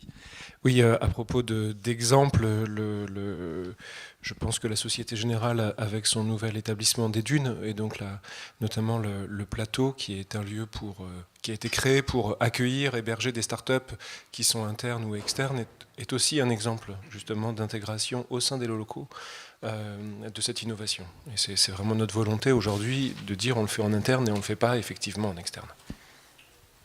Merci. Bravo à la Société Générale du coup. Chapeau. C'était juste pour prendre un exemple plus près. En fait, voilà, c'est ça. Oui, non, mais c'est très bien d'avoir des exemples. N'hésitez pas à poser plus de questions pour avoir plus de détails sur ce type d'exemple, parce qu'en fait, c'est pratiquement que par les exemples qu'on voit ce qui marche ou pas, quoi. Donc n'hésitez pas à revenir là-dessus à la fin. On a un thème large, donc je vous propose d'avancer sur le deuxième sujet, qui est d'ailleurs en lien. On parlait d'engagement au travail. Du coup, moi, la question que je me pose, c'est est-ce que le travail à distance, c'est une forme d'engagement au travail? Alors juste pour clarifier un petit peu, le télétravail, donc bon, aujourd'hui on dit le remote, ça a toujours un peu existé, hein, on en parlait avec Joanne notamment, quand on est dans un grand groupe multisite, avec une présence en région, finalement on fait déjà du télétravail, et puis ça existe déjà depuis les années 70. En fait, le télétravail, c'est un Américain qui a créé ce mot-là, et ça date de 1972. Voilà, donc c'est pas complètement nouveau. Autre chose que je voulais souligner, c'est que on voit beaucoup de chiffres qui circulent. Alors notamment Muriel Pénicaud a cité le chiffre de 17% des gens qui souhaiteraient aujourd'hui, enfin plutôt 80% qui souhaiteraient télétravailler, mais que 17% qui le font réellement plus d'un jour par semaine. Alors en fait, ces chiffres sont à prendre vraiment avec des pincettes, parce que les frontières sont extrêmement poreuses. Quand vous rentrez chez vous pour travailler après votre journée de travail, c'est déjà du télétravail. Quand vous êtes commercial ou consultant, que vous allez chez vos clients, est-ce que c'est du télétravail? En fait, c'est assez compliqué. Ce qui est sûr, c'est qu'on sent bien une aspiration des salariés et une crainte chez les managers. Donc c'est vraiment les deux choses qu'on ressent. Et en même temps, ce que je voulais aussi souligner, je vais poser la question directement à Rodolphe, c'est que c'est pas non plus une panacée. Hein, donc on a parlé de WordPress ce matin, Charles l'a évoqué. Donc en effet, ils ont une politique de télétravail maximale, mais il y a aussi le cas de Yahoo. Donc on connaît bien cette entreprise, hein, qui a renoncé complètement au télétravail il y a quelques temps, et puis IBM également plus récemment aux États-Unis, qui a rouvert plutôt ses bureaux physiques. Donc du coup, Rodolphe, comment tu peux nous expliquer un peu les opportunités du télétravail? Quelles sont été les évolutions pour toi? Voilà. Avec plaisir. En 2011-2012, je travaillais chez Google et j'ai passé un peu de temps en Californie. Il y a quelque chose qui m'a beaucoup marqué, c'est que le matin, quand les employés des grosses entreprises de technologie vont au travail, souvent ils habitent à San Francisco et ils partent travailler dans la vallée. Et ça veut dire prendre une seule autoroute qui les emmène là-bas, c'est-à-dire faire 1 heure, 1 heure et demie, parfois 2 heures de transport pour arriver sur leur lieu de travail. Et quand j'ai vu ça, j'étais très content de travailler sur cette grosse entreprise qui prenait soin des employés et qui était très intéressante. Mais pour autant, la plupart de mes collaborateurs et collaboratrices passaient 2 heures, 2 heures et demie, 3 heures dans les transports chaque jour. Et quand on pense à l'évolution des personnes, l'évolution des carrières et quoi faire avec sa vie au final, bien entendu, c'est intéressant de gagner des bons salaires, d'avoir des évolutions intéressantes, mais que se passe-t-il avec la qualité de vie? Que se passe-t-il quand on veut soit acheter une maison, soit élever une famille et quelque part être un peu plus indépendant? Et pour moi, c'était un des premiers facteurs qui a fait que j'ai commencé à considérer d'autres manières de faire ces choses-là. Parce que cet exemple à San Francisco, il est vrai à Londres, il est vrai à Paris, il est vrai dans le RER A. On passe beaucoup de temps à aller au bureau. Et ça, c'est la manière dont on commence sa journée, c'est la manière dont on termine sa journée. Et c'est devenu, je pense, une vraie thématique qu'on voit de plus en plus en France, c'est-à-dire comment on accompagne non seulement une génération qui veut être plus flexible, mais toutes les personnes. En France, on a un pays qui est vraiment fabuleux, qui est absolument centralisé sur Paris. Pour autant, on a des villes géniales, on est champion d'Europe des résidences secondaires. Donc on a un vrai potentiel de développer des qualités de vie, de développer des différentes manières de travailler. J'ai eu l'exemple cette semaine d'une personne avec qui j'ai bossé avant et qui m'a dit « Je suis en discussion avec une société à Paris pour bosser 3 semaines par mois dans le sud de la France et 1 semaine par mois à Paris. » Elle adore sa vie dans le sud de la France, elle veut des challenges professionnels intéressants, et pour autant, elle a habité Paris, elle a habité Londres, elle a habité San Francisco, mais elle ne souhaite plus nécessairement y être à plein temps. Donc accompagner les changements de vie, que ce soit sur des périodes ou juste changer d'environnement tout court, c'est des choses que les entreprises peuvent commencer à faire. Alors après, moi j'ai eu la chance de vivre le spectre assez large de tout ça. J'ai travaillé chez Puffer, qui est une entreprise qui a à peu près 100 salariés, et qui était en télétravail parfait. Télétravail parfait, ça veut dire aucun bureau nulle part. Seulement une boîte postale, quelque part en Californie, mais aucun bureau nulle part. Ça vous donne une vingtaine de nationalités, et les gens étaient embauchés partout. C'est-à-dire que le jour où on avait besoin d'une nouvelle ingénieure dans l'équipe, on allait recruter absolument partout. Et ça ajoutait une richesse culturelle, ça ajoutait des échanges, mais aussi des challenges. Puisque on est loin tous, on est sur une douzaine de fuseaux horaires. C'était un exemple un peu extrême de ce télétravail. Alors comment on faisait pour s'entendre? Comment on faisait pour travailler ensemble? Eh bien, même si on est à distance, c'est important de se voir, c'est important de se rencontrer. Tous les 3 mois, on essayait de se voir dans les mêmes endroits. On essayait de mettre toute une équipe ou toute la société dans un avion pour que tous les 3 mois, tous les 6 mois, on arrive à échanger, on arrive à parler et on arrive à avoir cet échange d'un repas, cet échange d'un café pour continuer ce lien. Et le télétravail, je vous parle là de structures qui sont nouvelles et qui ont pu se créer autour de ça. La structure dont je vous parle, elle a engagé, et dans la plus pure logique américaine, elle a aussi licencié en fonction du télétravail. Ça veut dire qu'un des critères principaux pour rentrer et rester, c'était aimer le télétravail et être productif dans cet environnement-là, dans une logique très américaine qui est le management au résultat. On a parlé à l'instant d'exemples comme IBM et Yahoo, par exemple. Et IBM et Yahoo, il y a eu pas mal d'articles qui sont sortis parce qu'ils ont décidé de fermer certaines divisions qui étaient en télétravail et de rappeler les gens au bureau. C'est 2 situations un peu différentes. IBM a eu des plans de licenciement qui se sont échelonnés sur les 5-10 dernières années parce que leur activité a changé, etc. Et effectivement, ils ont décidé de dire on préfère avoir les gens au bureau pour se recentrer sur l'activité et ensuite voir ce qui se passe. Donc on a un phénomène, Yahoo a fait la même chose, on a un phénomène parfois d'entreprises qui se referment pour pouvoir se centrer, chercher le pourquoi très profond, pourquoi on donne cette qualité de vie, pourquoi on s'organise comme ça, est-ce que mes équipes sont prêtes à le faire, est-ce qu'on arrive à être productif dans ce mode-là, et quand ce gros pourquoi est résolu, le télétravail arrive comme une conséquence. Mais dans le cas d'IBM et Yahoo, s'il y a des problèmes financiers, si on n'arrive plus à gérer l'équipe parce qu'on ne sait pas vraiment comment ça marche, c'est très difficile de mettre le télétravail en surcouche sur tout ce qui se passe, comme on ajouterait une table de tennis pour faire plaisir aux gens ou un frigo avec de la bière pour dire on est une entreprise un peu cool, quoi. Donc il y a une vraie thématique de sens et de productivité et ensuite le télétravail peut venir dessus. Oui, donc ce que j'entends dans ce que tu dis, c'est la notion de dynamique aussi. C'est-à-dire que c'est pas forcément figé. On va pas dire d'un coup tout le monde doit télétravailler. J'ai entendu le terme d'accompagnement aussi. Donc on revient un peu au changement culturel, mais vraiment le voir comme une phase dans l'entreprise. On peut avoir des phases d'expansion, des phases de convergence. Voilà. Est-ce que, Joanne, du coup, tu pourrais nous parler concrètement, parce que je disais tout à l'heure qu'on aimait bien les exemples, de la mise en place de la politique de télétravail à la Société Générale? Oui, alors effectivement, le groupe Société Générale est connu notamment pour être présent à la Défense et avoir regroupé de façon, je dirais, massive ses collaborateurs, hein, puisque nous sommes un peu plus de 20 000 collaborateurs à la Défense. Donc, comme ça, on n'est pas forcément perçu comme un groupe qui a favorisé, on va dire, le remote. Je dis comme ça parce que il y a des expérimentations qui ont débuté en 2012. Alors, du fait du transport, ça je retrouve complètement effectivement cette raison qui est une raison extrêmement forte lorsqu'on va tous les jours à la Défense. On a bien conscience voilà, du temps qu'on peut passer effectivement dans les transports.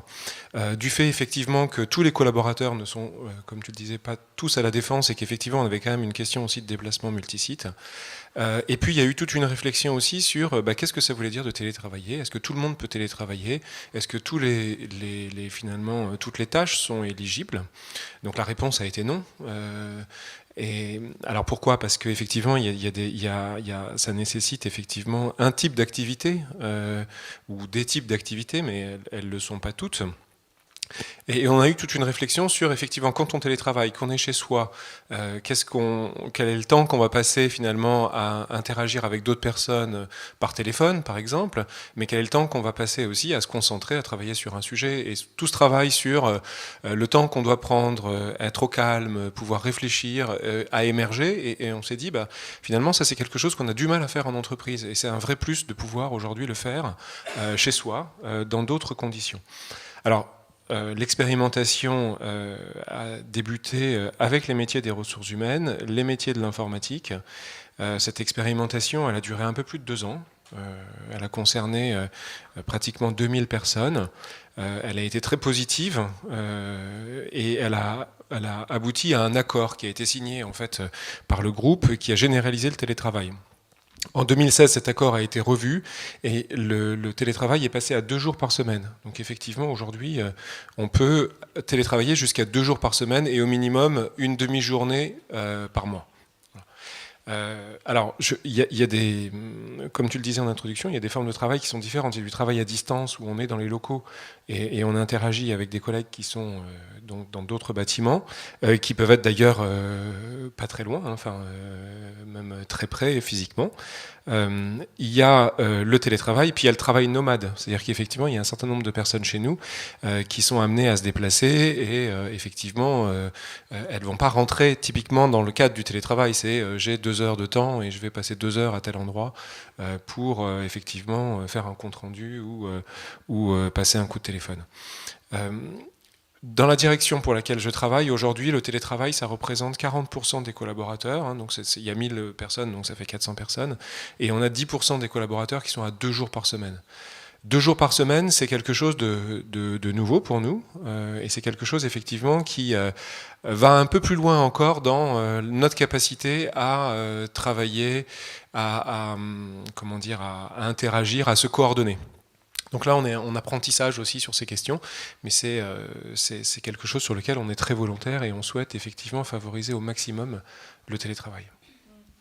Et du coup, quelles sont les réponses que vous apportez aux freins qui peuvent être exprimés par le management du type non mais télétravailler c'est les vacances, on a besoin de se voir en physique, tout type de. Il y a aussi la vraie question de l'ergonomie des conditions de travail, c'est-à-dire pour être indépendant, je travaille parfois de chez moi, les conditions sont pas forcément optimales, c'est-à-dire qu'on n'a pas forcément la meilleure chaise de bureau, etc.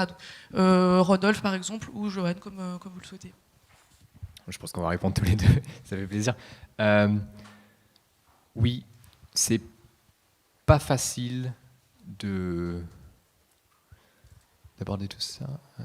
Je pense que déjà sur la première partie sur le travail à la maison, on peut parler de oui, c'est important d'avoir une très bonne chaise, c'est important d'avoir un matériel adapté. Moi, ce qui me paraît encore plus important, c'est les usages. C'est-à-dire que le bureau a beaucoup évolué. On a été sur les bureaux fermés. Ensuite, on est venu sur des open space.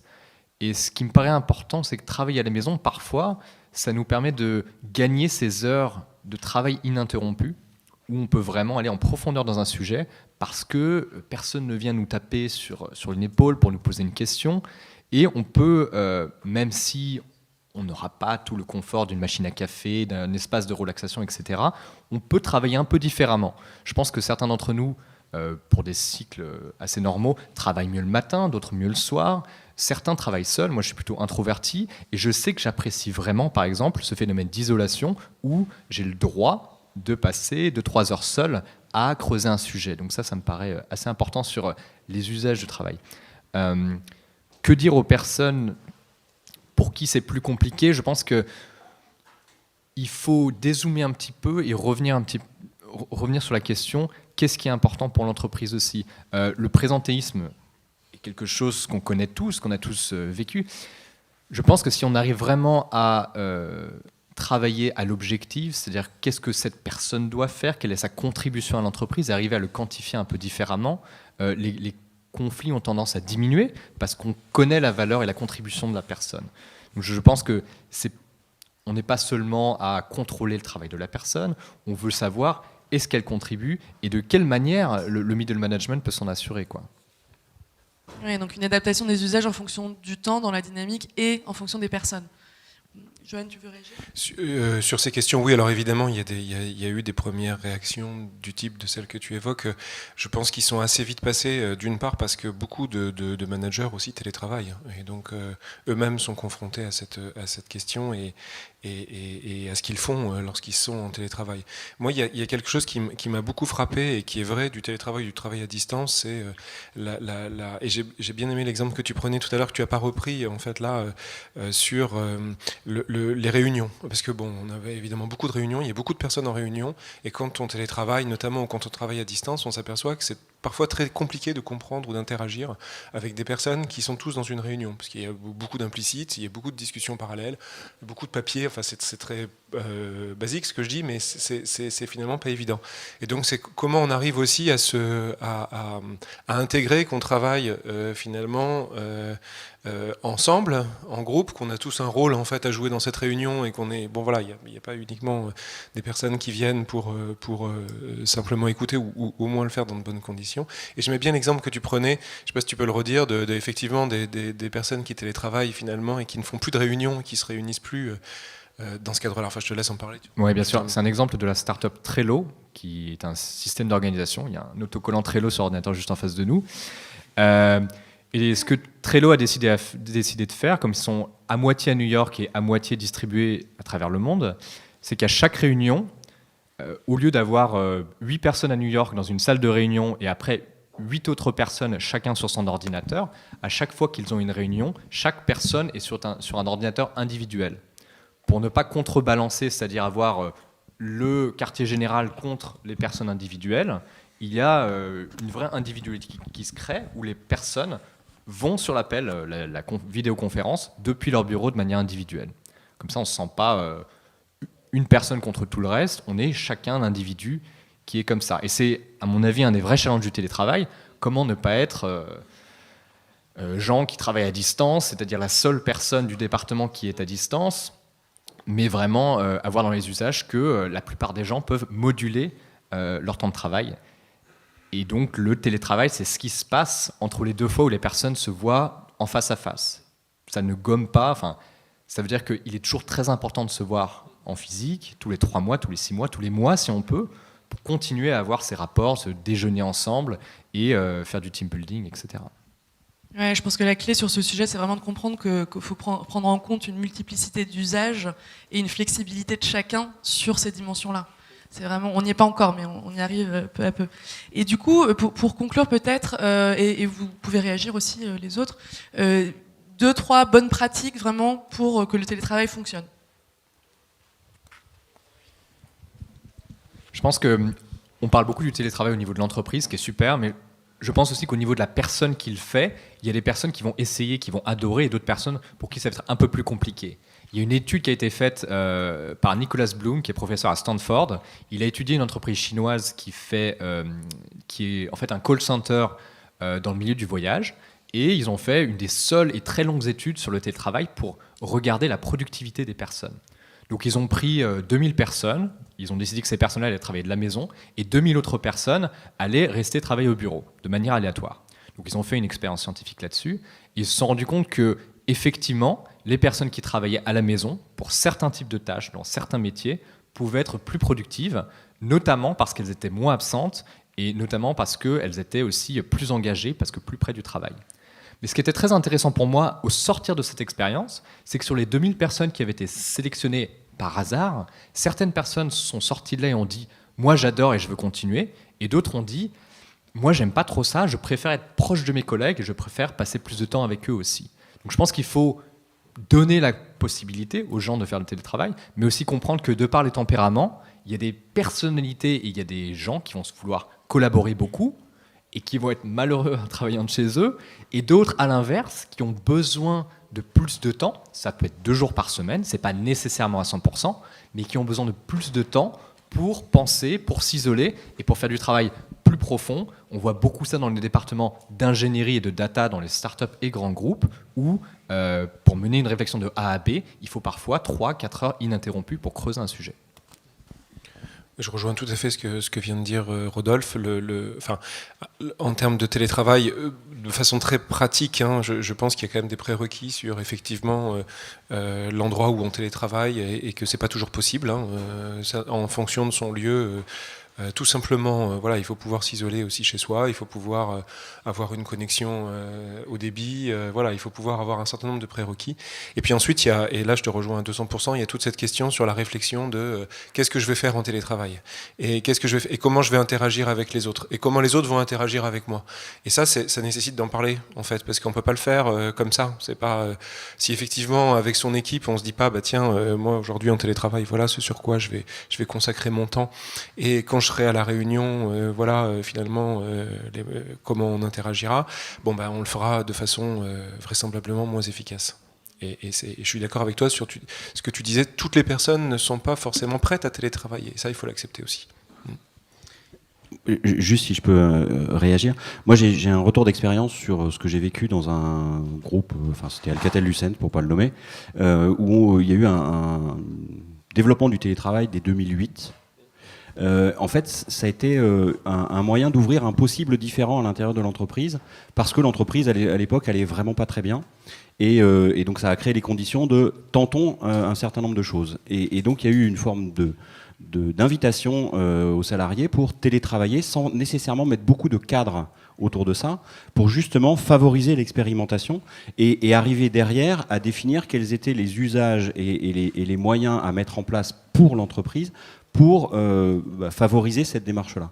Et donc, ça a été sous forme de pilote au début, pour une population volontaire, pour ensuite définir un peu le cadre, donner les moyens. Donc le groupe payait un abonnement ADSL aux salariés qui, du coup, étaient volontaires pour faire du télétravail. Il y a certes une limite qui a été donnée, qui était 2 jours par semaine, mais en gros, ça a été une forme d'expérimentation par les salariés.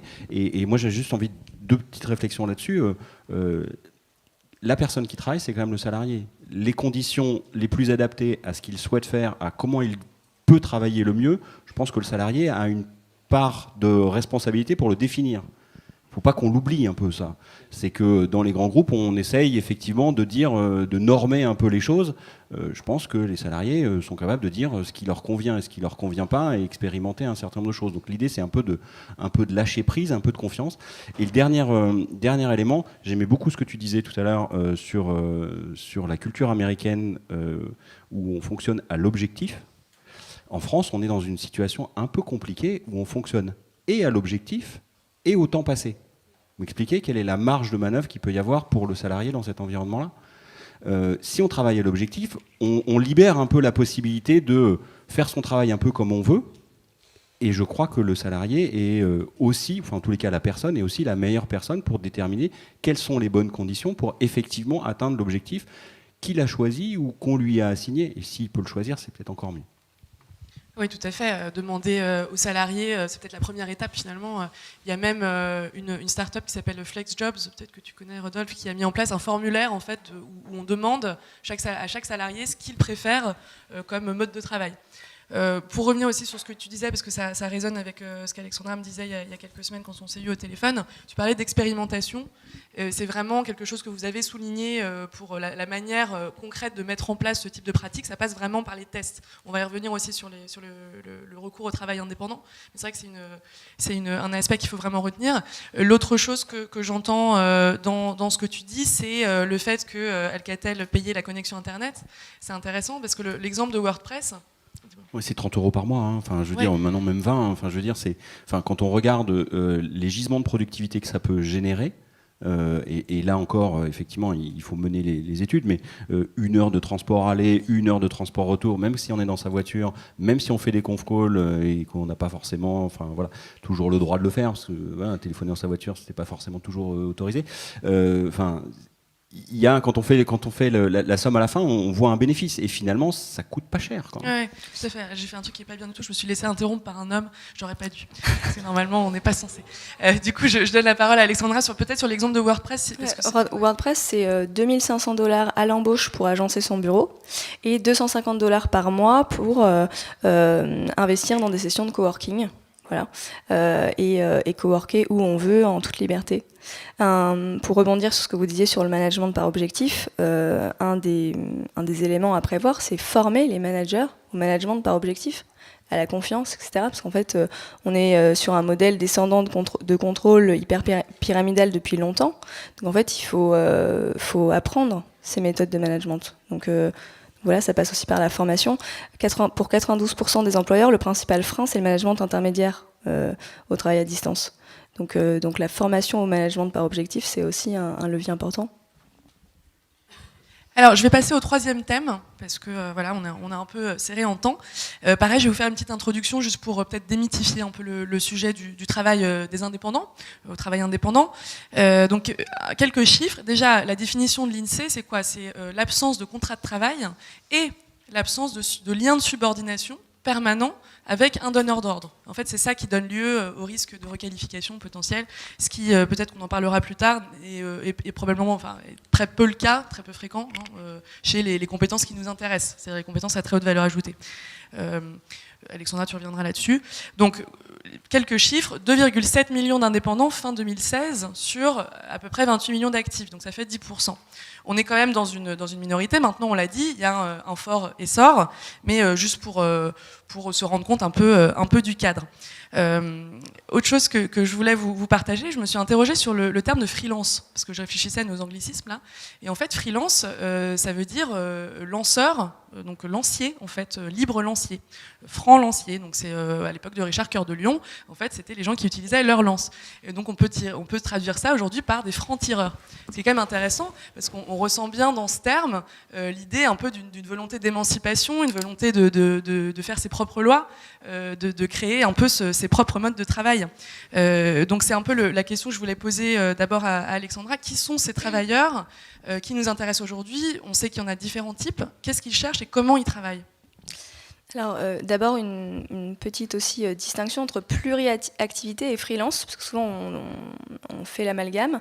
Pluriactivité, il y a 3 formes. Effectivement, on peut être freelance avec avoir donc indépendant et avoir plusieurs activités, mais on peut aussi avoir plusieurs activités salariées, et on peut avoir une activité salariée et une activité en tant qu'entrepreneur pour avoir un complément de revenu. Donc ça, c'est la pluriactivité. Et les freelances, c'est vraiment des indépendants. Pour certains, ils sont monoactivités, et pour certains, ils sont pluriactivités.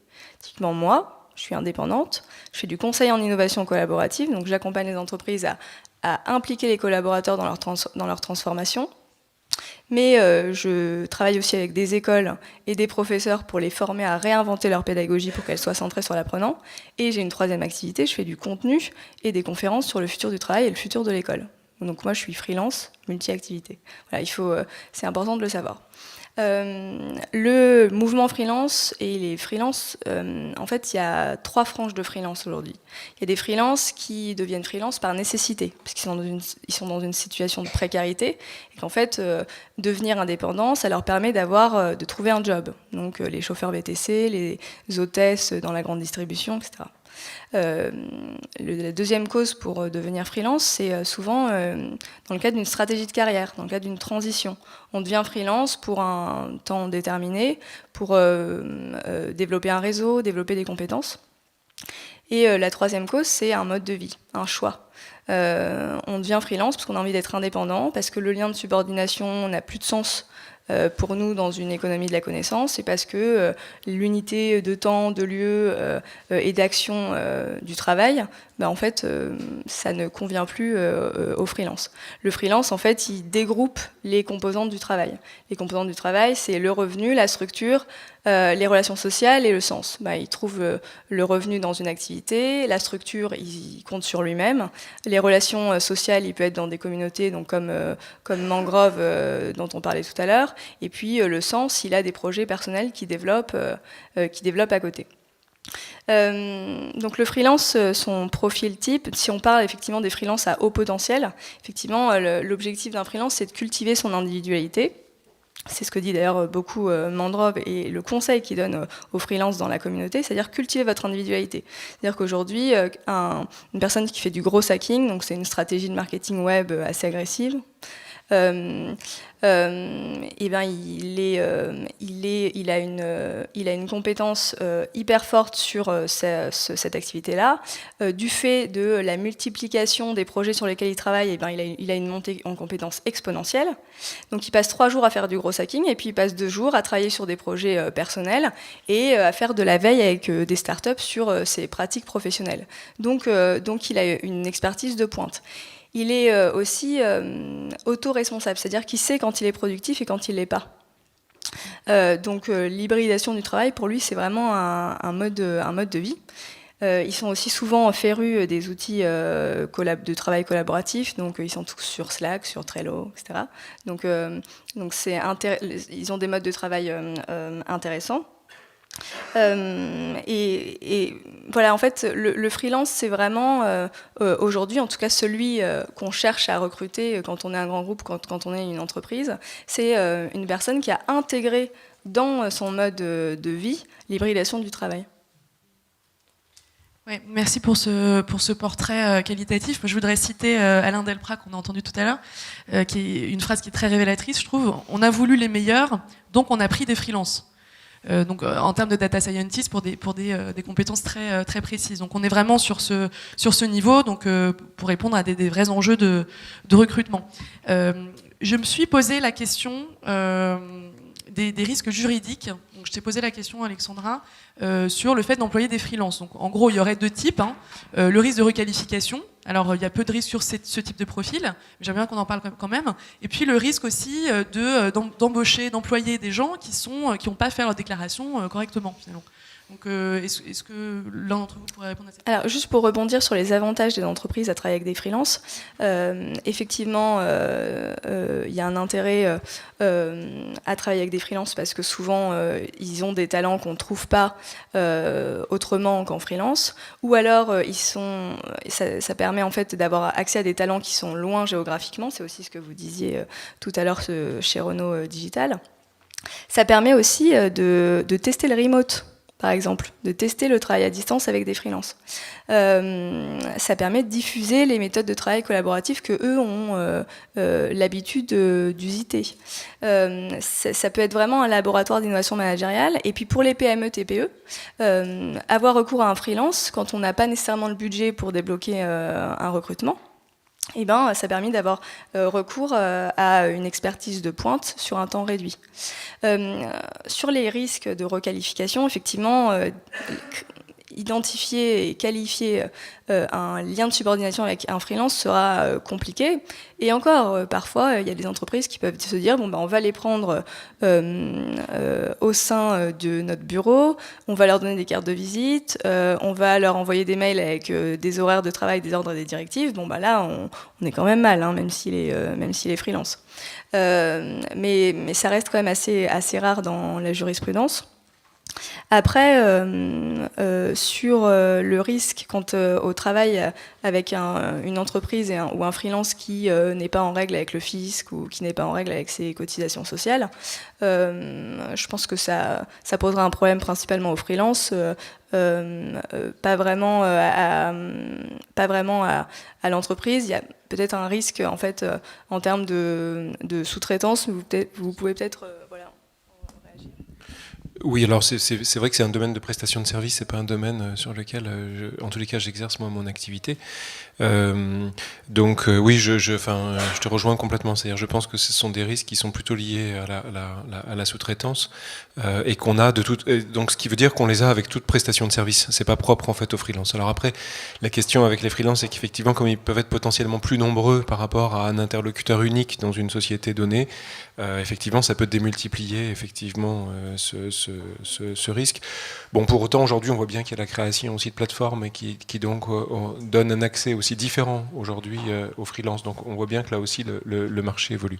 Moi, je voulais rebondir sur ce que tu disais concernant les compétences, parce que du point de vue des ressources humaines, c'est vraiment la question aujourd'hui que l'on observe, c'est-à-dire qu'il y a effectivement des compétences très pointues dont on a besoin et qui n'ont pas forcément vocation à rejoindre l'entreprise aujourd'hui. Donc la question, c'est comment est-ce qu'on peut travailler avec ces personnes-là.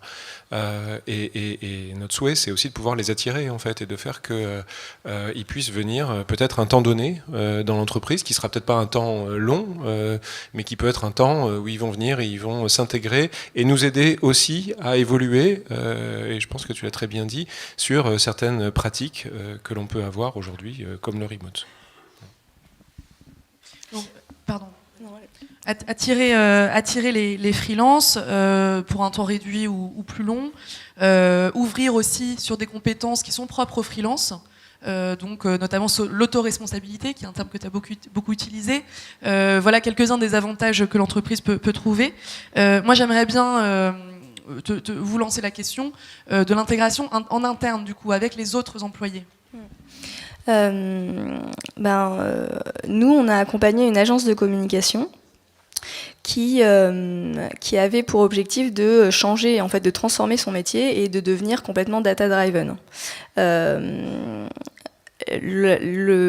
La contrainte qui se posait à elle, c'est qu'en fait, tous les data journalistes et data scientists, etc., étaient effectivement uniquement qu'en freelance. Et le sujet pour cette agence, c'était mais comment on peut travailler, comment intégrer en fait les équipes internes et faire en sorte qu'elles travaillent bien avec des freelances. Et donc, en fait, ce qui s'est passé et comment on a aidé cette agence, avec notre qualité, c'est de co-construire. Hein. Donc, en fait, le plan de transformation métier, il a été co-construit dans une démarche design thinking avec les collaborateurs. Et donc, l'agence, elle a déjà eu d'abord une communication transparente auprès des équipes en interne en leur disant, on va vers une transformation métier, on va miser sur vous et on va mettre en place un plan de formation pour vous former aux nouveaux métiers de la communication data. Mais la transformation métier, il faut qu'elle se fasse rapidement, donc on va aussi intégrer des freelances. Vous, quels sont vos besoins, quels sont vos freins à travailler avec les freelances et qu'est-ce qu'on peut mettre en place pour que ça se passe bien ? Et donc, ce qui s'est passé, c'est que le plan, le fait de prendre conscience de ces besoins, de ces freins par les collaborateurs et de proposer des solutions, en fait, les actions qui ont été proposées par les collaborateurs, elles ont été mises en place.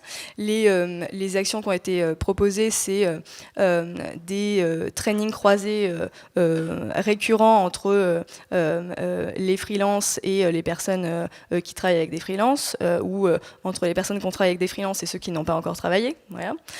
C'est mettre en place un pool de freelance friends, c'est-à-dire qu'il y avait une vraie volonté de la part des collaborateurs de ne pas avoir à recommencer à chaque fois à s'adapter à une personnalité, à son travail, etc. Et donc du coup d'être partie prenante de l'évaluation d'une mission effectuée avec un freelance et d'avoir comme ça un pool de freelance friends qui soit constitué.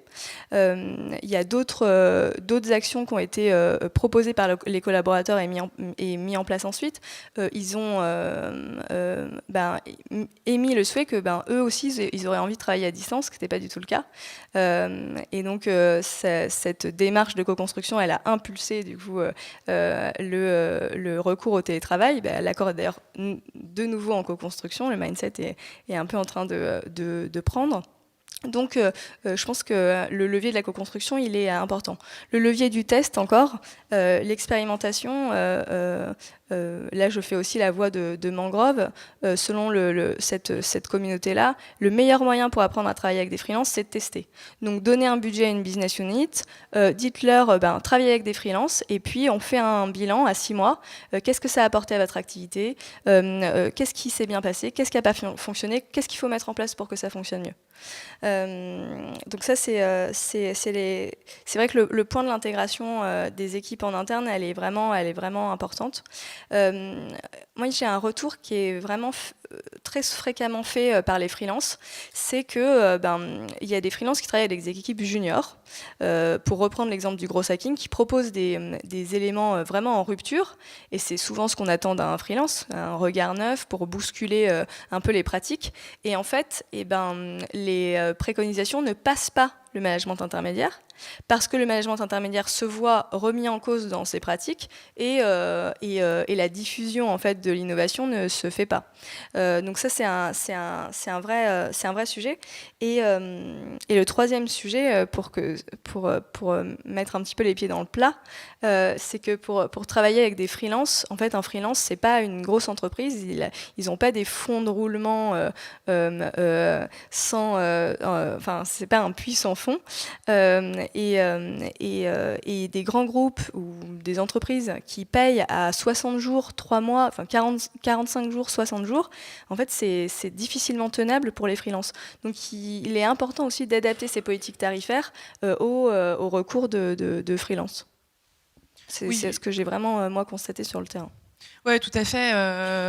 Moi, j'abonde dans ce sens parce que j'ai eu cette même conversation avec Inde Elidrissi, qui est cofondatrice de WeMind, qui est une plateforme et qui apporte des services type mutuel aux freelances, et qui me disait mais la règle d'or numéro 1 pour bien travailler avec des freelances, c'est de les payer à l'heure. Ce qui n'est pas forcément le cas partout. Donc j'entends faire comprendre aux salariés finalement ce qu'ils y gagnent à travailler avec des gens extérieurs, y compris, comme je le disais tout à l'heure et comme tu le disais, l'ouverture à des nouvelles pratiques de travail. Je reviens, parce que tu as cité assez souvent le collectif Mangrove, du coup je reviens sur quelque chose que tu as abordé, Johan, c'est la question des intermédiaires finalement, de screening, de sourcing. Donc comment on fait pour trouver les freelances, j'essaie de ne pas faire trop d'anglicisme, et en quoi ces plateformes-là, elles vous paraissent utiles. Alors je ne vais pas faire l'apologie de Comet, parce que là on a un petit conflit d'intérêts, mais on peut quand même en parler, et puis aussi parler, peut-être Alexandra, des collectifs d'indépendants, donc WeShare en est un, Mangrove en est un autre. C'est une forme de travail qui est vraiment très émergente, c'est des gens qui se regroupent, c'est des gens qui ne sont pas salariés, mais il y a une communauté finalement d'échange. Donc on peut se dire qu'on passe du salariat au mode projet avec des extérieurs jusqu'à la communauté d'apprentissage entre internes et externes. Donc est-ce qu'on peut avoir 2 mots à la fois sur les plateformes et sur les collectifs ? Alors sur les plateformes, je trouve que c'est vraiment un service qui a un réel besoin pour les freelances aujourd'hui, cette mise en relation. Par contre, c'est important qu'une plateforme, par la mise en concurrence, ne précarise pas le freelance. Donc là où une plateforme et un tiers de confiance garantit l'adéquation entre le besoin et les ressources, assure un matching, là ça a vraiment un intérêt. Il faut bien jauger entre la mise en concurrence qui précarise et la mise en relation qualitative. Pour parler de Mangrove, en fait, c'est une communauté de freelance. L'objectif, c'est de mettre fin à la solitude du freelance, parce qu'en fait, c'est quand même assez dur d'être seul. Il nous manque nos collègues de travail avec qui on fait des blagues. Il nous manque nos collègues de travail avec qui on échange des compétences, avec qui on grandit, etc. Donc en fait, la communauté, elle a vraiment pour ambition de faire des sessions de coworking à l'étranger, de faire des sessions de peer-to-peer, donc de partage de compétences entre freelance, et puis de retrouver cette communauté en fait, qu'on perd quand on passe du salariat au freelancing.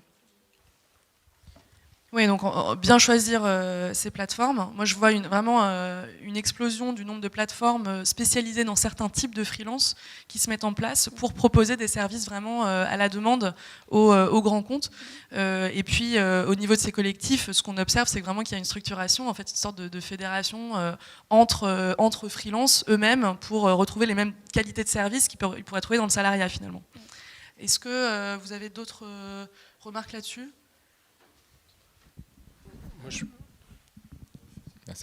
Juste pour ajouter là-dessus, c'est quand même rigolo parce que les freelances maintenant se groupent et on revient presque aux corporations du Moyen-Âge avec les ébénistes, et on est ébéniste. Et donc, la personne qui souhaite approfondir cette compétence va trouver les personnes sachantes, va s'entourer des personnes qui font ça depuis un petit moment, trouver les ressources en 2017 en ligne, mais le besoin d'appartenir à quelque chose, que ce soit avoir une bonne interaction avec votre client si vous êtes freelance, ou juste avoir des collègues, envoyer des photos de chats à des gens que ça intéresse, c'est un besoin de recréer ça, et au final on est tous des créatures sociales, donc c'est important de voir ça, de voir l'apprentissage constant, de voir la dynamique entre freelance, et après effectivement avoir une bonne relation avec les personnes que vous souhaitez embaucher. C'est un univers de test, donc évidemment vous pouvez avoir une personne pour une durée courte et faire un test. Et après, je pense que le salariat et le freelancing se croisent tout le temps. On a parlé des pluriactivités.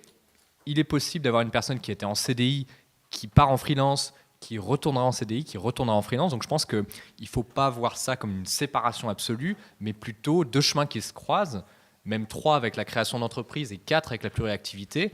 Et vous avez des carrières riches parce que les personnes, de ce fait, réussissent à voir beaucoup de choses en très peu de temps. Ouais, et avant de te donner la parole, Johan, je réagis à ce que tu dis pour vous donner peut-être 2 références d'articles à lire. La première, c'est sur justement ces questions de corporation, de guildes. Je vous recommande d'aller voir sur le site Amédée, sur les indépendants. Il y a un article d'Arthur de Grave, alors il fait partie de WeShare, donc c'est pour ça que je cite ça, mais bon, c'est pas la seule raison. Il explique en quoi les guildes peuvent être ce nouveau modèle finalement de regroupement des freelances. Et puis l'autre référence, tu parlais justement de pluriactivité, Alexandra aussi, c'est un excellent article d'un professeur de Dauphine qui s'appelle François-Xavier de Vaugeson, qui a écrit un très grand article de recherche, et son thème de recherche actuel, sur la pluriactivité, les slashers. Voilà. Je te donne la parole, Johan, parce que tu voulais réagir. Et ensuite, on prend les questions du public. Oui, je voulais réagir avec finalement le début de la table ronde et des lieux qui, dans l'entreprise, peuvent permettre aussi d'intégrer des freelances. Et tu faisais référence à Orange, et j'avais parlé du plateau à la Société Générale, qui sont aussi des lieux dans lesquels on peut finalement intégrer d'autres formes de travail, et qui ne sont pas forcément de la prestation de service pour l'entreprise, qui sont aussi simplement de l'échange, et le freelance ou l'entreprise ou la start-up en l'occurrence travaille sur ses propres activités. Là où je voulais rebondir aussi, c'est que nous on a un très très gros enjeu sur nos domaines notamment technologiques d'ouverture à l'externe, et que c'est pas uniquement finalement comment on intègre dans l'entreprise des modalités différentes, c'est aussi comment l'entreprise s'ouvre, hein, et c'est comment aussi les salariés de l'entreprise s'ouvrent sur d'autres façons de travailler. Et là ce qui est intéressant, c'est que c'est vraiment inspirant, je dirais, ces façons de faire, et on a beaucoup de choses à apprendre de ça. Donc là, tu parles carrément d'un enjeu de nourriture technique, c'est-à-dire au-delà des compétences internes qu'on a, c'est ça ? Par exemple, et on parle beaucoup, alors pour être plus précis, on parle beaucoup par exemple de développement de l'expertise dans des entreprises, dans des métiers IT. Ça peut paraître évident, mais c'était pas si évident que ça dans des grands groupes où on a beaucoup privilégié quand même aussi l'évolution managériale. Et aujourd'hui, on s'aperçoit que voilà, dans certains domaines technologiques notamment, on a vraiment besoin de développer cette expertise, et que l'expertise notamment en technologie, elle n'est pas forcément propriétaire de l'entreprise. Au contraire, c'est vraiment donc une capacité à être et à interagir avec tout son environnement. Et donc ça, pour nous, c'est un enjeu très important. Oui, on reconnaît là le mouvement de l'open source, hein, qui y a eu une entraide collective, et c'est là où c'est extrêmement important de s'ouvrir aujourd'hui. Je vais conclure rapidement, juste pour vous donner une nouvelle référence, mais j'ai entendu tout le temps revenir les mots de culture, changement culturel et de confiance, dont je voudrais vous inviter à lire ou relire si vous ne connaissez pas, Jérémy Heimans, Heimans, qui a écrit sur New Power, et qui vous explique qu'en effet, on passe d'une culture de contrôle à une culture de confiance, on passe à des compétences, des capacités, je dirais, d'expertise très précises, à des capacités plus douces, plus globales. Un peu ce que tu disais, Rodolphe, sur le fait de savoir travailler à distance, par exemple, ça pourrait devenir une capacité demain. Un changement culturel qui parle aussi du secret vers la transparence. Donc c'est ça aussi l'enjeu qu'on a avec les indépendants. Quelle politique de confidentialité on met en œuvre, à quel point on peut être transparent avec des extérieurs. Donc un passage là-dessus. Et puis aussi, là j'en cite qu'une partie, mais le passage de la séparation, le silo, jusqu'à la gouvernance en réseau finalement. Donc tout ça, ça rejoint le thème du début, la transformation agile. On voit là en fait comment l'agilité humaine peut se développer. Alors maintenant, on est à peu près dans les temps. Je vais vous accorder 10 minutes de questions, et on commence dès maintenant avec la première question, si on a une. Monsieur ?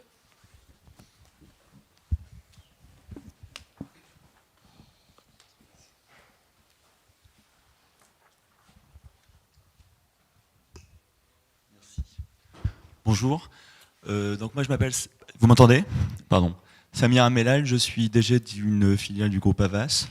Alors je vous entendais parler tout à l'heure, vous parliez de quantité au détriment de la qualité. C'est vrai que culturellement c'est fortement imprégné, à une époque où on parle encore beaucoup de karoshi. Je ne sais pas si vous connaissez ce phénomène au Japon. Il y a récemment une jeune femme qui est décédée après avoir travaillé plusieurs jours sans interruption. Et je me demandais si, selon vous, le freelancing n'était pas justement une réponse à cela. C'est-à-dire que dans quelle mesure, quand on fait travailler des freelances, on n'a pas tendance finalement à exiger de l'efficacité, non pas de la quantité.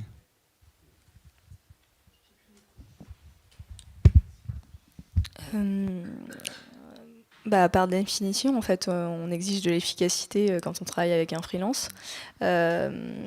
Effectivement. Après, il faut vraiment aussi que le freelance soit responsabilisé, parce que le freelance n'est pas non plus préservé du risque de burn-out, parce que il travaille sur plein de projets, il a plein de clients, et il faut qu'il il est auto-responsable et qu'il s'auto-gère. C'est un apprentissage aussi. Donc le freelance doit accepter de dire non à des projets quand il en a trop, mais clairement, effectivement, pour l'entreprise, travailler avec un freelance, c'est uniquement un objectif d'efficacité. Ouais, le sujet du burn-out et du freelancing est un vrai sujet, parce que là, en tant que client, l'entreprise, elle n'est pas responsable. Donc le freelance doit vraiment se mettre ses propres limites. C'est d'ailleurs pour ça que, comme le télétravail, tout le monde n'est pas fait pour être freelance. Oui, à ce sujet, d'ailleurs, je vous recommande les travaux de Marc Loriol, qui est un sociologue qui a beaucoup travaillé sur ces sujets-là, la santé au travail, notamment des indépendants. Donc c'est un vrai risque. Notamment, il me semble que l'entreprise qui les emploie pourrait également apprendre finalement aux freelances à se comporter comme un salarié. C'est-à-dire un salarié classique qui va rentrer, pour les plus chanceux, à 18h chez lui le soir et ne pas travailler le week-end. Rodolphe, tu voulais réagir ou tu as juste le micro ? Les deux. Je vais juste rajouter que un des problèmes qui se crée avec les freelances, c'est quand arrêter de travailler aussi. C'est pour ça qu'on voit l'émergence de ces collectifs. C'est pour ça que les coworking space sont très utiles pour séparer la maison, là où on habite, de là où on travaille, même si on n'a pas de bureau en nom propre, parce que on peut toujours plus travailler. C'est le travailler plus pour gagner plus. Si vraiment on arrive à l'objectif avec un tarif horaire, on est vraiment avec les deux pieds dedans. Donc quand s'arrêter est un vrai problème, et je pense qu'on va...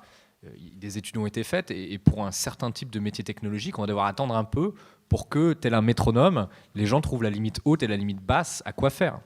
Moi, je connais des personnes qui aiment travailler énormément 3 à 6 mois par an, et après, le reste de l'année, ils vont réfléchir à d'autres thématiques, ils vont travailler sur des projets perso qui ne ramènent aucun revenu financier.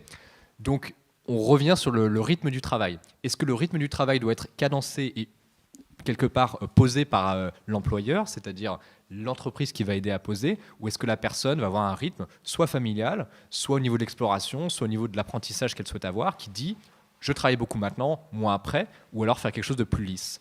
Et cette méthode un peu à la carte est intéressante, puisque chaque personne aura une réponse différente. Oui, en fait, on est sur quelque chose qui va un peu au-delà du contrat de travail, finalement. Les rythmes de travail, ça reste une question importante dont se saisir aujourd'hui. Je prends une autre question. On parle beaucoup... bonjour, Clara Morlière du CIGREF. On va faire un groupe de travail sur justement l'environnement du salarié à 5 ans. Donc, cette conférence était très intéressante. Moi, je suis étonnée, on parle beaucoup de salariat, d'entrepreneuriat, de freelance, mais on n'a pas beaucoup parlé d'ubérisation des métiers. Ces fameuses plateformes qui proposent aux taxis, aux coiffeurs, mais aussi, pourquoi pas, à d'autres personnes, d'intégrer les entreprises et d'avoir ce nouveau titre, cette nouvelle... Quels sont les usages pour vous dans ce contexte ? Alors l'ubérisation, ça parle à tout le monde. On essaye d'éviter ce terme à WeShare parce que ça a été un petit peu galvaudé. Donc on peut peut-être préférer parler de plateformisation par exemple, ou juste de changement de métier, parce que finalement il n'y a pas forcément grand-chose de nouveau dans ces plateformes. Quelque chose sur cette question, sur les changements des métiers. Moi j'ai une approche plutôt pragmatique là-dessus, au sens où je pense qu'il y a des marketplaces, comme Comet, comme d'autres, qui se mettent en place pour arriver en intermédiaire entre les personnes qui souhaitent faire un travail et les entreprises qui cherchent ça. Aujourd'hui, on a parlé de thématiques françaises. Il y a aussi une marketplace plus internationale où, effectivement, des personnes de pays tiers peuvent devenir des intervenants de choix pour les sociétés et ce qui va se passer. Donc, je pense que ça ouvre un nombre d'opportunités incroyables, aussi bien à l'international. Et ça pose la question de la formation continue chez les freelances, qui doivent continuer à se former, à travailler leur réseau et travailler leurs compétences pour être très pertinents dans le contexte 2017 des entreprises françaises, puisqu'aujourd'hui, en utilisant des plateformes anglophones, vous pouvez trouver des personnes partout pour arriver là-dessus. Pour moi, c'est une réalité du marché dans lequel on vit, Et donc l'adaptation doit se faire dans les deux sens.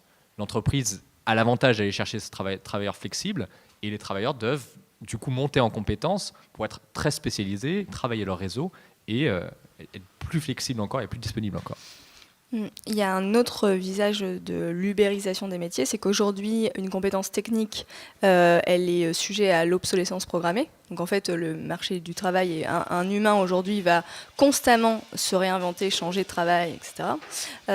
Et c'est pour ça qu'il y a un enjeu, et c'est ce que disait Olivier au départ, qui tient à l'école. Aujourd'hui, l'école doit former à l'hybridation du travail. Peut-être que le premier emploi demain d'un étudiant d'école de commerce ou d'université, ça va être freelance. Il faut qu'il développe des compétences qu'aujourd'hui l'université et les écoles ne forment pas. Enfin, savoir s'autogérer, développer les compétences du 21e siècle qui sont la capacité à résoudre un problème, la capacité à travailler en équipe, la communication, la créativité, qui font qu'ils pourront toujours rebondir et répondre à cette exigence de réinvention constante. C'est pas assez présent dans les programmes et dans les pédagogies. Voilà, il y a vraiment aussi l'ubérisation des métiers. Elle commence à l'école. Simplement une réaction à ce sujet, pour pas qu'il y ait d'ambiguïté. La volonté, en tous les cas, de l'entreprise, de la nôtre, c'est d'embaucher ces personnes-là aussi, hein, et c'est de trouver aussi des modes de collaboration, qui soient des modes de collaboration qui soient sur le long terme. Donc voilà, par rapport, en tous les cas, à la demande qui peut être faite de l'entreprise, il n'y a pas du tout d'ambiguïté sur cette question. Et moi, je voudrais juste rapporter un autre, peut-être un regard un peu complémentaire. C'est intéressant de faire rentrer des nouvelles compétences, de nouveaux métiers via des freelances. Il y a aussi un gisement assez considérable qui n'est pas beaucoup exploité à l'intérieur des grands groupes. C'est les employés eux-mêmes, les salariés eux-mêmes, qui savent faire un certain nombre de choses, mais qui sont mis dans des catégories assez cloisonnés, assez fermés, et qui derrière n'ont pas de moyens d'expression. En tous les cas, nous, c'est quelque chose qu'on voit et dont on est assez convaincu au sein des activateurs, c'est il y a des gens qui savent faire plein de choses, qui ont envie d'apprendre plein de choses à l'intérieur de l'entreprise, mais voilà, on ne leur donne pas cette possibilité-là, et ne leur donne pas le moyen de s'exprimer. Alors, ils essayent de le prendre de temps en temps, mais ce n'est pas toujours très très simple. Voilà, enfin voilà, il y a un vrai gâchis de talent quand même dans les environnements. Le recours au freelancing, tout à fait d'accord, tout à fait pertinent, tout à fait nécessaire, et on part d'impact et de réactivité en parlant là-dessus. N'oublions pas l'autre partie, quoi. Alors, je laisse Alexandra conclure, et puis en fait, je ne vais pas prendre de dernière question parce que j'ai entendu le bruit de la bouteille là-bas, et donc je pense qu'on va s'arrêter là. Alors du coup, je vais conclure avec Gaston. Gaston, c'est un hacker du travail avant l'heure. C'est un génie créatif incompris. Et effectivement, je voulais rebondir en fait sur ce que tu disais, Olivier. C'est important de devenir agile au-delà des murs. Mais il ne faut vraiment pas oublier ceux qui sont à l'intérieur. Merci.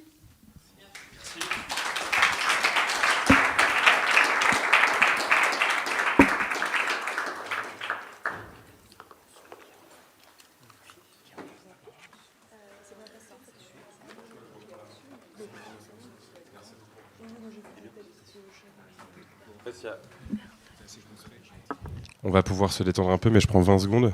Hop. Excusez-moi. Allez-y. Merci beaucoup pour cette belle table ronde.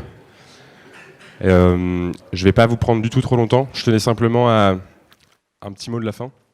Il y a une chose importante que nous, on dit souvent quand on rencontre justement des grands groupes et aussi pas mal de startups, mais c'est qu'on parle tous de futur du travail, du futur des organisations, mais en fait c'est extrêmement présent. Ça se conjugue au présent parce qu'on le voit aujourd'hui, c'est déjà d'actualité partout.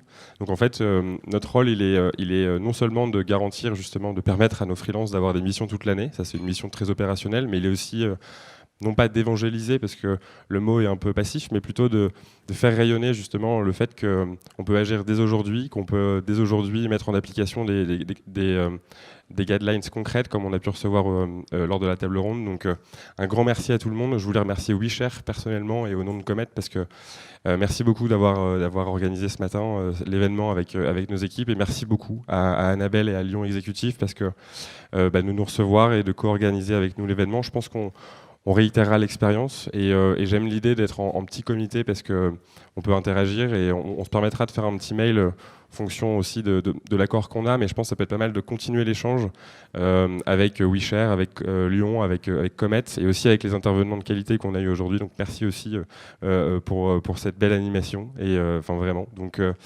on va peut-être prendre un peu de temps pour rediscuter de manière individuelle ou collective tous ensemble, et puis ensuite on retournera changer le monde tous ensemble, quoi. Bonne journée à vous, à bientôt.